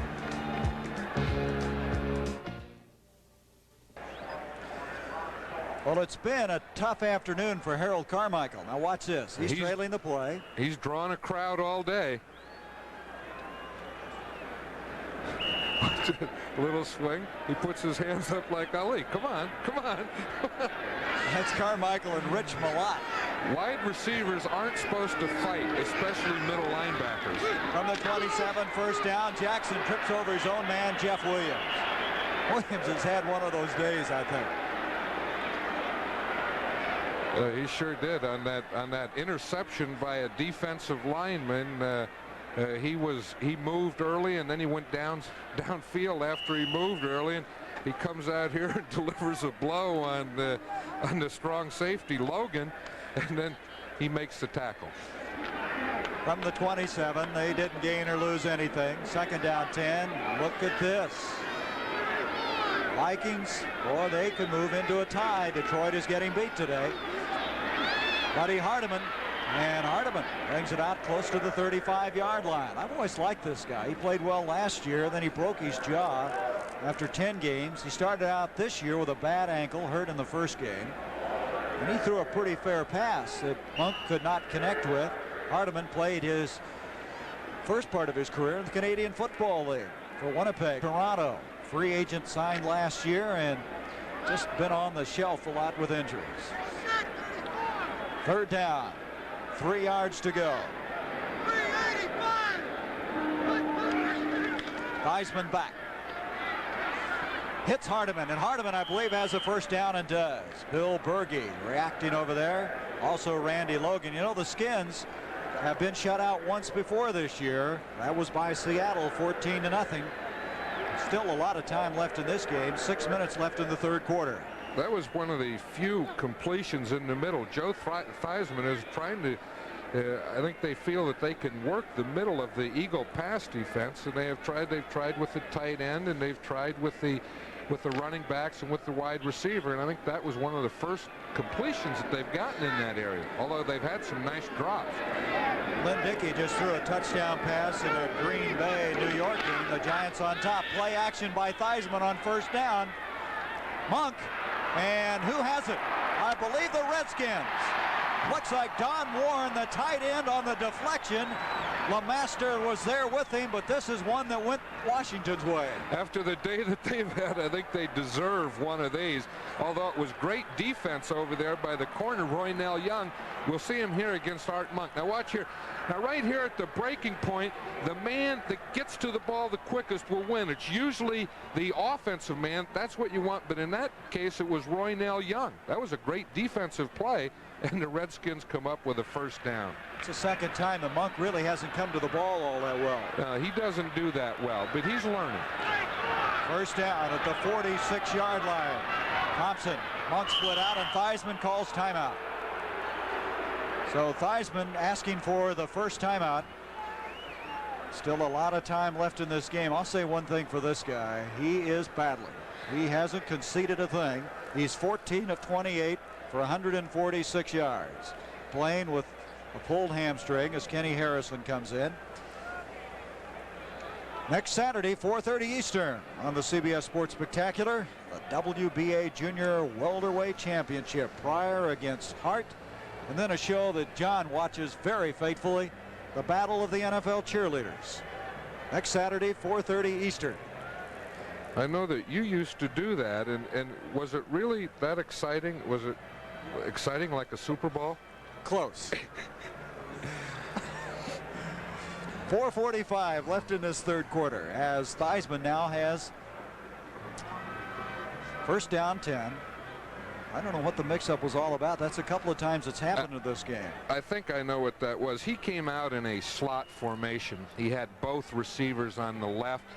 He probably had a play called for regular formation, and that happens. There's certain plays that you can't run from certain formations, and he thought rather than run it anyway, he would take a timeout. On the first down, Theismann to Jackson, a big play that's worked most of the day, and this time doesn't get all that much yardage inside the 45. Randy Logan over there. Jeff Williams again pulling and leading the interference. A concentration on Theismann as he looks to the sideline from offensive coordinator Joe Walton. It's going to be second down, 7. A pickup of 3. There's Williams, the young man from Rhode Island, who they felt was really a Pro Bowl potential. But he's had the injury all year long, but he's played most of the way today after we weren't even sure that he'd play that much. Jackson 56 yards on 13 carries. Thompson and Monk the wide receivers. On a 2nd and 7, Jackson the other way, cuts it up. And he is hammered at the 41-yard line. Ken Clark, the ball is loose again, but this one's been blown dead. Bernard Wilson tried to run away and tried to duplicate that Jerry Robinson effort. Right, have a man shaken up now, or getting up slowly. That's Harrison. Looks like he's going to be all right. Oh, Bigfoot. That's one that really didn't fool the Eagle defense. As we see Joe Walton there, he has his hat on backwards like a catcher. He's the offensive coordinator, and he's the man that calls the plays. He'll send them in again with Ricky Thompson or Kenny Harrison. There's a lot of controversy about the plays that he calls, but really, you know, it's not all that. If things are going well, then the plays are good, and if they don't, no matter what you call it, doesn't work. 3rd down and 6. Theismann getting some additional time. There's a flag on the play. That's Clarence Harmon again. Harmon being picked up that time by a linebacker, and Jerry Robinson, that's about as good a linebacker as you can have on a pass drop like that. Right. Holding.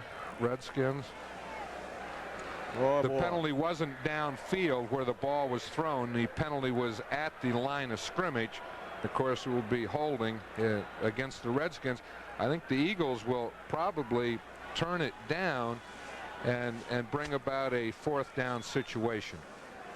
Decline. Holding number 63, offense, penalty decline, 4th down. That's Fred Dean. In this game now, the Skins have 6 penalties for 60 yards. This surprises me. The Eagles have 7 for 60. They've both been penalized here today. That's the same way it was at halftime. It was 5 and 6. It seemed like the Redskins were penalized more, but the Eagles were penalized. It does, doesn't it? It seems like every time they get something going, they've had a penalty. But if you have 24 points on the board, the penalties don't hurt so much. Here's Connell. Connell hits a beauty. He has really kicked the ball well today. Monty Coleman down there and makes the catch. And that's legal. You know, what he can't do is he can't interfere with the man's right to catch. But if there's no one there, if there's no Eagle there, he can go down and catch that ball. We used to always work on that. It's a lot of fun to do in practice, and we only had it happen in my 10 years as a head coach. It only happened one time. That was a 38-yard kick. Coleman, he played some safety in college. In fact, as he came out of college, they weren't real sure he was big enough to play linebacker, but he had the excellent speed. Now he's added all that weight, and they think he could be a long-time star as he got down there quickly. So Jaworski with the troops in the end zone. Mike Hogan now at fullback. Giamona back there as Carmichael still has been shut out today. So we have 2:53 remaining in this 3rd quarter. Giamona gets a little breathing room, makes the 8-yard line area. Neil Olkowitz, Dave Butts making the tackle. Olkowitz made his first appearance of the year in that game against Philadelphia in the vet. He had been hurt early, missing all of the preseason with a knee. He is a free agent they signed in '79, and they just really like him. And Jack Pardee says without him, their run defense suffered. And with him in there, the teams don't run against the Redskins like they do without him. Second down, 6. Hogan again back there along with Giamona. Jaworski off to Giamona again, and Giamona struggles out across the 10 to the 11. For a little guy, he certainly does a good job under those circumstances. Again, it was Butts, all 6'7", 285 pounds of him, along with Olkowitz on the stop. And we come to a third down and about 3. He sure takes a beating, doesn't he? That Giamona, you look, he's so small, his number 33 hardly fits on his back. Not to mention his name. Well, Jaworski's name has a little tough time on that back. Jaworski's body really isn't big enough for his name. 2 tight ends, Krefli and Spagnola in. Only 1 running back. That's Hogan. Third down, 3. Here's Hogan. And Hogan trying to get it. I don't believe he did. Paul Smith and Dave Butts.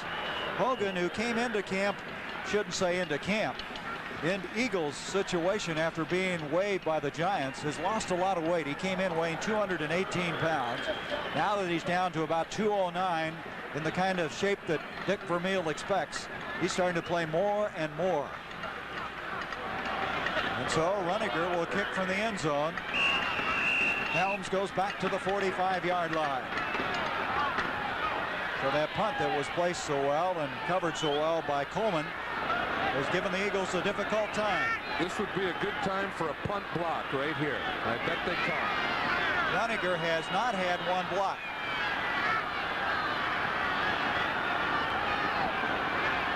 We got a lot of time. 6 seconds on the clock. And he hit a beauty. Nelms, the 45, gets away.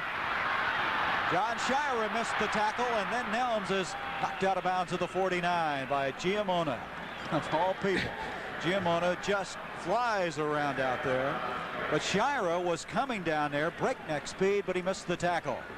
Look ahead, Chicago, Atlanta. Atlanta's winning today. Detroit, boy, if they lose today and Minnesota wins, they're going to be battling for their collective lives in that one.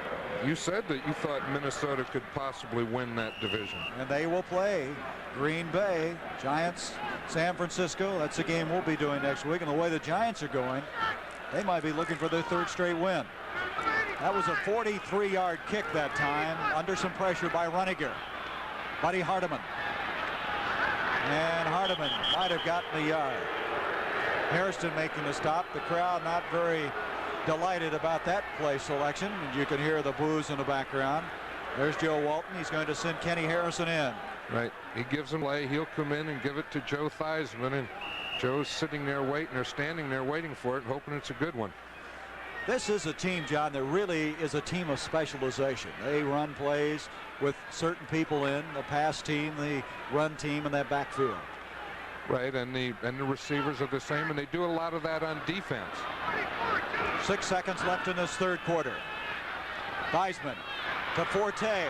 Forte has a first down inside the 40 to the 37-yard line. LeMaster made the stop, and that is going to be the end of our 3rd quarter of play. So the Philadelphia Eagles leading the Washington Redskins 24-0.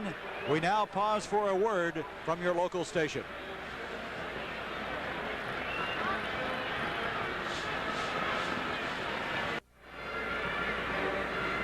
Right.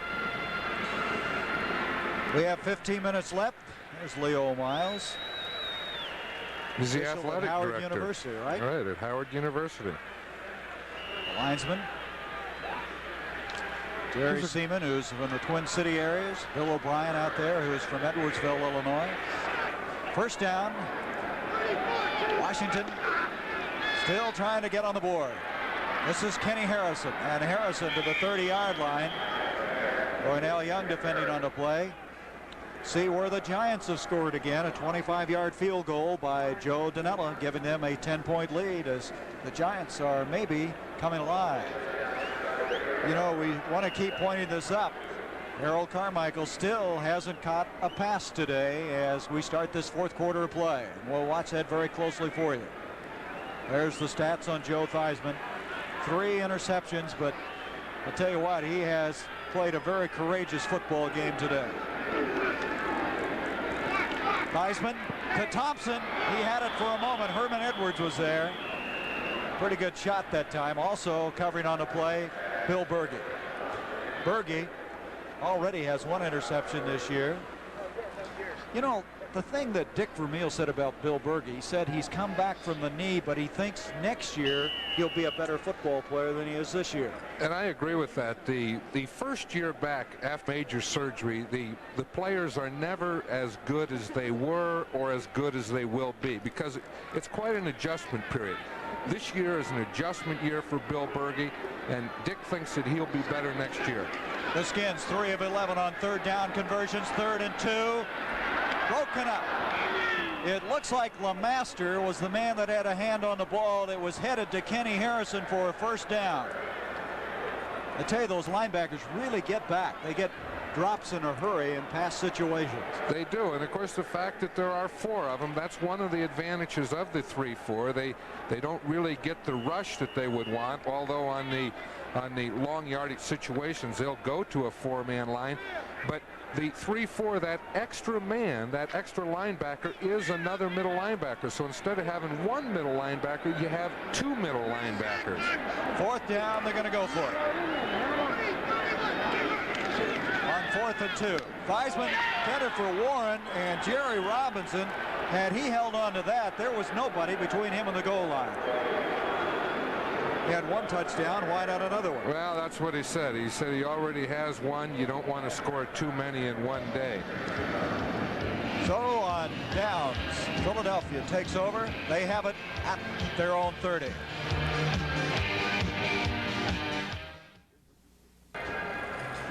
We have 14:39 left in this game. Philadelphia with a 24-0 lead on their way to their 7th straight win. But they still haven't completed a pass to Harold Carmichael, who is lined up tight at the top of the offensive line. Jaworski. Let's see if he looks to Carmichael. He was looking to him, but he's going to run. Jaworski has a 1st down as he dives out of bounds.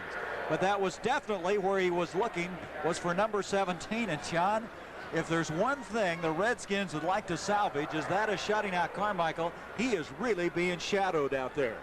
He has drowned the crowd all day. They have split him out. They have put 2 wide receivers on the same side. This time they brought him in tight like a tight end, figuring that he could run a pattern to get away from a double. That play, he was really triple. He had the linebacker initially, then he had the corner, Joe Lavender, and then right at the end there, we saw number 25, the weak safety, Mark Murphy, pick him up. Jaworski with that run now has 11 yards and 2 carries. It was a 1st down. He's also hit 7 of 16 for 96 yards.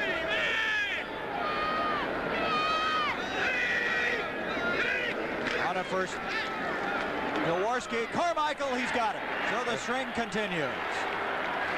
Joe Lavender, his former teammate, had hounded him all day. Carmichael now has caught at least 1 pass in 123 straight. And we see Leroy Harris coming over there, shake his hand, but again it was a double. You see Dusek starts on him, linebacker, he's on him, he comes out, Joe Lavender's right there, it's just a little hook. Now I think Dusek probably was supposed to be on him and give him a push, Brad Dusek on the line, or a hit or a bump.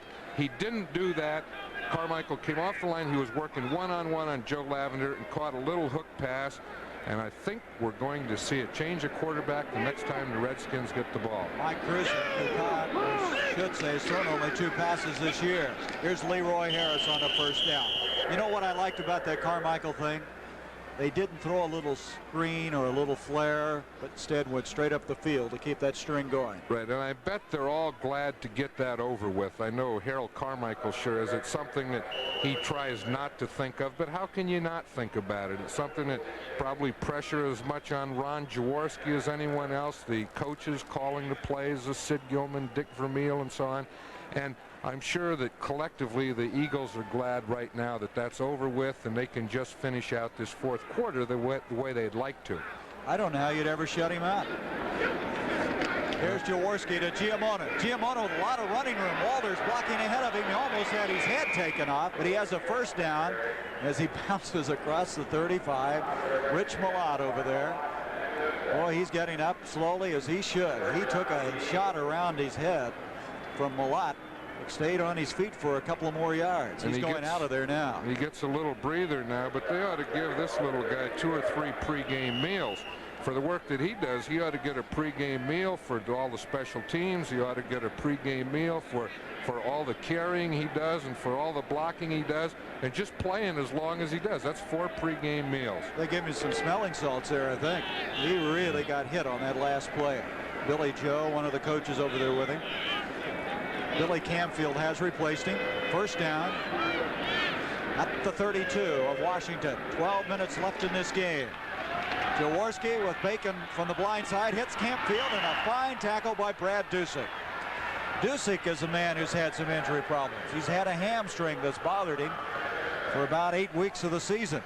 The Cardinals still leading the Cowboys. Boy, if Dallas would lose that one, that would put them 3 games behind the Eagles in this Eastern Division. And I'll tell you, the Eagles are watching that game very closely. Maybe not the players on the field, but I know Leonard Toews, the owner, is. They say that last week when the Cowboys lost, that he was very jubilant, that he had a lot of interest, and he not only knew they lost, but he even knew the score. Saw him here today. I'm sure he's enjoying this game. Atlanta now leads New Orleans 24-7. Bartkowski hit Junior Miller, 10-yard touchdown pass. Boy, Atlanta is really rolling. There's one of the most impressive teams in the NFL this year. Now we have a 31-7 score on that game. Jaworski back, Krefley behind him, and broken up by Tony Peters. And Jaworski was down by Perry Brook back at the 50-yard line. There's that score, 31-7. Atlanta, they would be 8-3. The Rams were losing, and that would give Atlanta a 2-game lead in that NFC West. What a surprise. Although we saw them in their second game against the New England Patriots, and when people ask me the best team that I've seen this year, I say the Atlanta Falcons, the second game of the season in New England against the Patriots. How would you compare them with Philadelphia? On that day, I think they were better. But now I have a lot of respect for Philadelphia. I'm not one of those people that don't respect Philadelphia. I really do. But I'm saying that day, that was the best team I've seen. Although we've seen this team, and they're very, very impressive. Third down, 15 yards to go. Rodney Parker has come in. The bottom of your screen split out. Jaworski's going to him. There is Parker with the catch. His second of the day, his third of the year. Inside the 25-yard line. Now there's White defending on the play. Right now the Eagles have gone back to that original game plan, and it's something that they've done all day, is they have put Carmichael and Charles Smith on the same side in a slot, and then they have worked the other side. Either is that a final? No. Rams 17, Patriots 14. But anyway, they've put those 2 guys on the slot, and then they've worked the other side, passing to the tight ends, passing to the third receiver, Rodney Parker, but also running to the side away from the slot where Carmichael is getting the double coverage. Does that make sense?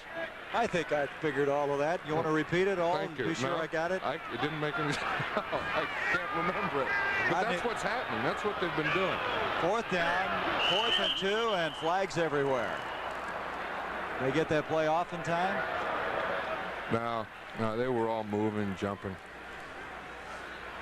There we go. False start, number 84, offense. That's Keith Krefley. And so now they will have to kick it after the penalty. Did you see as he walked by there, he still had that tape on there that's keeping that knee pad in so he can play. They have to ask Mr. Toast to get him a new uniform. After this game, he'll be happy enough to. He's a class guy. Have a field goal attempt, as Franklin already has kicked one in this game of 38 yards, his 11th. And Franklin out there, he's going to have to wait a while. That toe's going to get cold. I know it. That whole foot, see, that sock is getting shorter. Number 84, offense.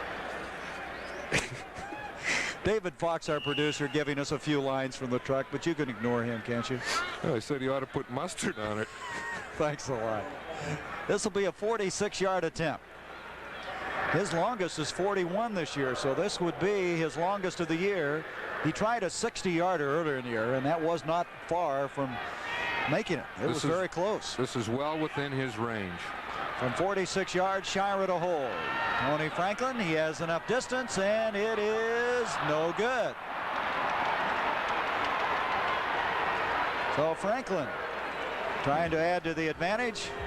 He now is 11 of 18 for this 1980 season. We have 10 minutes left in the game.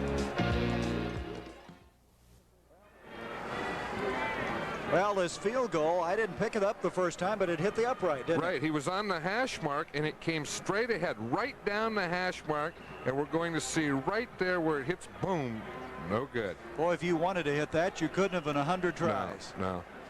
And it was straight as an arrow because the hash mark runs on a line right with the goalpost. And here is the new quarterback. Mike Krusek has thrown 2 passes. He's completed both of them for 14 yards.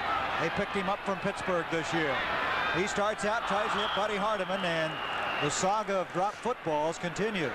This young man went to high school here in the Washington area, and he was very, very happy to be traded here. This is a place he wanted to go.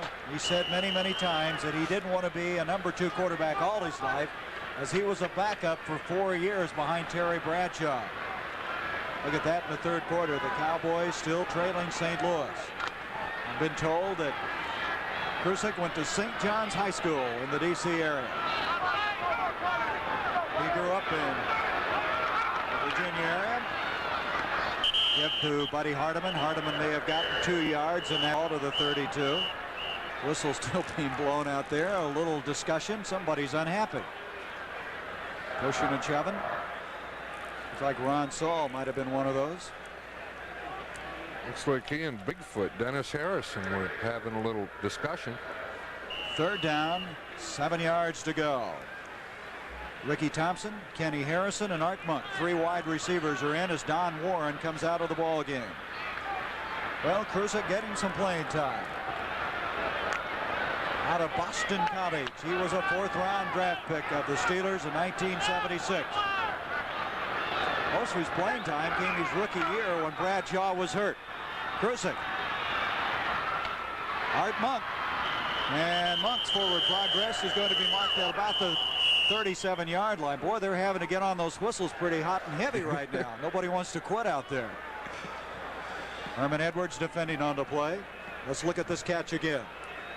We'll see it again here, and we'll know that, you know, one thing that the Eagle defense does, and I think we'll see an example here. It's late in the game, but they still swarm. They're a swarming defense. They have the coverage there. What? There's 1, 2, 3. There's 4 coming into the picture now. When the ball is completed or the ball goes someplace, they have instinct to all get there or want to get there. They were 2 yards short of the 1st down, so Connell will kick. Shira back at his own 25-yard line. 8:20 left in this game. Shira from the 30, 35. Oh, a flag thrown as a picture tackle made at the 35-yard line. That was Ike Forte that made that stop. Boy, one thing about Shira you notice on his punt returns, John, is really makes that shortest distance between 2 points stand out, doesn't he? He just cuts right up the field and goes after it. Well, that's what he has to do. As you say, he's not the type who's going to break it away for a long run. He doesn't have that type of speed, but he does have 2 things. One is he has sure hands. He's going to catch the ball, and when you're in a game, that's the most important thing. And then 2, he's going to take it straight up the field. Personal foul, clipping. Personal foul, also 2 penalties.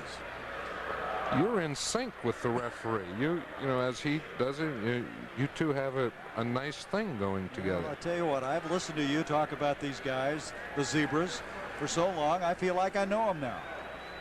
And I must say that you've said some very nice things about them. Not a lot, but a few things. Personal foul, clipping, number 27, receiving team. Personal foul, unnecessary roughness, number 51, receiving team.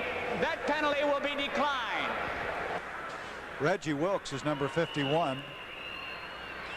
As we now have a timeout with 8:11 left in this game. The Eagles winning their 7th in a row here.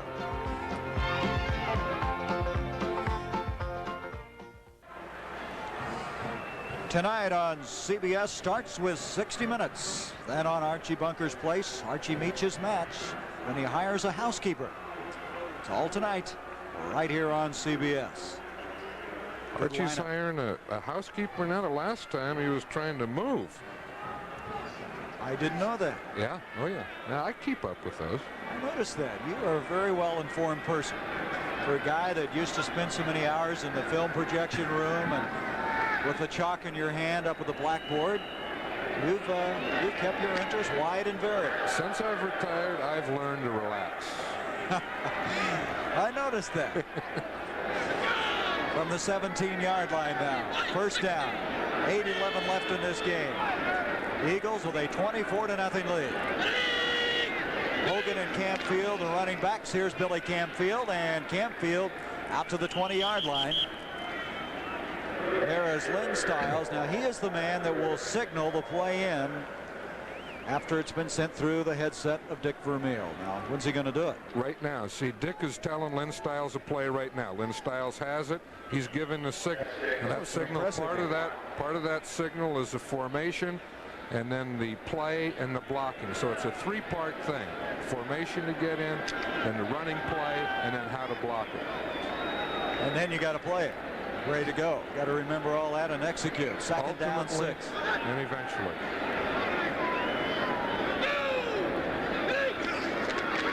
Little delay to Hogan.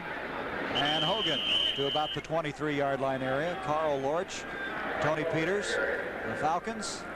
31-13. Nobody would have ever convinced me that the Saints would be, as they lose today, 0-11.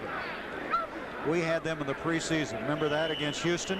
And I think exciting game. And I think they've gone downhill ever since that game. That was the second game of the preseason. They played very well, and I think they've gotten progressively worse every game. Bobby Scott hit Tony Galbraith in that game for a 3-yard touchdown pass to get on the board again. That's in the fourth quarter with 1:12 left in that one. Third down, 4 yards to go. Rodney Parker is in now to wide receiver. Carmichael at the bottom of the screen. Jaworski to Campfield. He made the catch for the first down. Are you surprised that Philadelphia hasn't made a change at quarterback?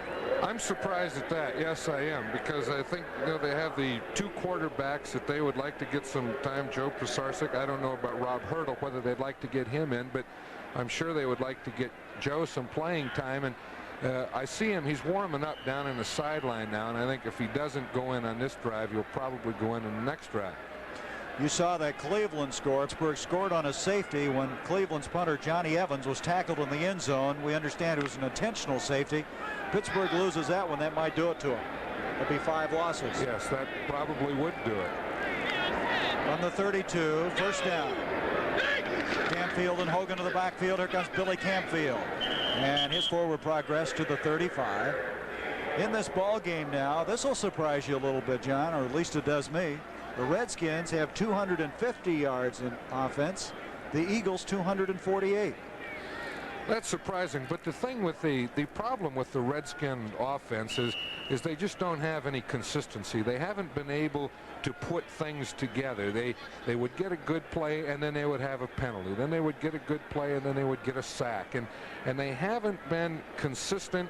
And the other thing is those statistics are about the same, but the big one is turnovers. They've had 5 turnovers, and that will kill you every time. From the 35, second down, 7 yards to go, and end around reverse to Charles Smith. Smith out to the 40, and Smith to the 45-yard line, and that's a first down. Monty Coleman made the stop. We have a man shaken up for the Washington Redskins, Lamar Parrish. There he is. Boy, I hope he's all right. He started to walk for a while, and he fell down. And so Parrish, they'll look him over.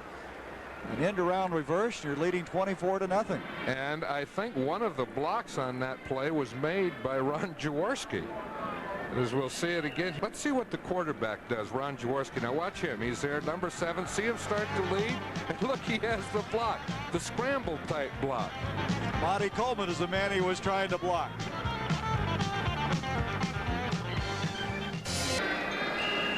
Lamar Parrish, who was able to pick off his 5th pass of the year going off the field at left leg.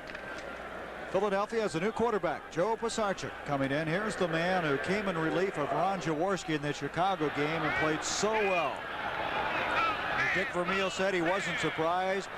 All he needed was some protection. He didn't get that in New York in his offensive line. This is Mike Hogan. Hogan hit by Coy Bacon as his forward progress to the 45.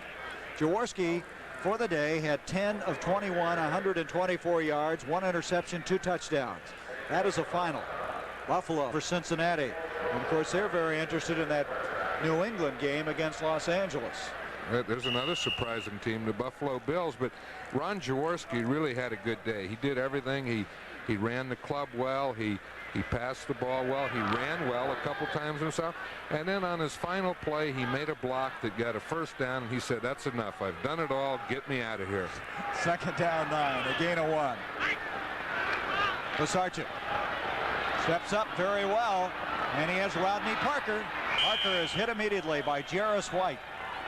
I like the way Pisarcik that time anticipated the pressure from both defensive ends and stepped up to get time to throw the football. Right, his tackles did a nice job. They can do that. Stan Walters, Jerry Sizemore, they brought him up the field. We see the signal here again from Lynn Stiles. See, that's a 3 thing, and we'll see if Joe Pisarcik knows those signals as well as Ron Jaworski did. But the big thing, the reason he was able to step up is the guards did a good job of not allowing any penetration in the middle. About 2 minutes left in this game with the Giants trying to win their 2nd in a row. First down at the 36-yard line. Pisarcik off to Billy Campfield. Look at him break tackle to the 30-yard line. Billy Campfield, one of the most impressive guys physically you'll ever look at, but he's been kind of nicked and battered this year. He had a lot of injury problems.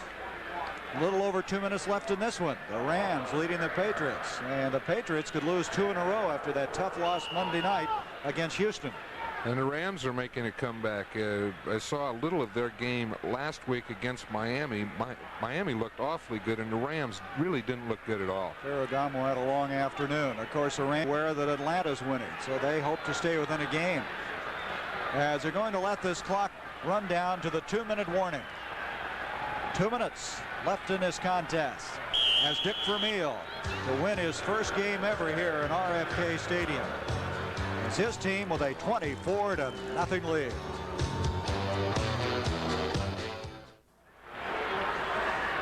Joe Pisarcik coming back onto the field. He'd thrown only 16 passes prior to today, completing his first one here. I want to thank our spotter Jason Strinsky and our statistician Joe Band for their work today. As Philadelphia against Oakland next week, the Eagles will be 10-1. This would be the first time that they have swept Washington since 1975. And this is one of the goals. There's one more goal that Dick Vermeil has, and that, as you might suspect, is to win the division. He has accomplished 2 of the 3 thus far. Here's Billy Campfield going nowhere. The 30-yard line. It'll bring up 3rd down. Still about 4 yards to go.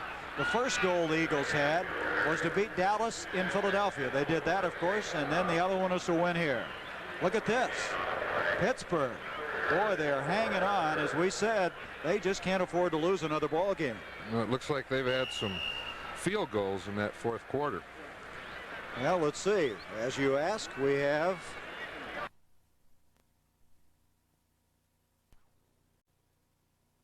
there's our executive producer, Charles Milton III. Our producer, David Fox. Our director, Chris Erskine. And our associate producer, Ernie Bauer. Engineer in charge, the EIC, Stan Mitchell. At the 24, it'll be a first down for Philadelphia. Started to say Philadelphia will meet Oakland, San Diego, return home to play Atlanta. Boy, they're not home yet, are they? No, they aren't, but they have a pretty nice cushion now.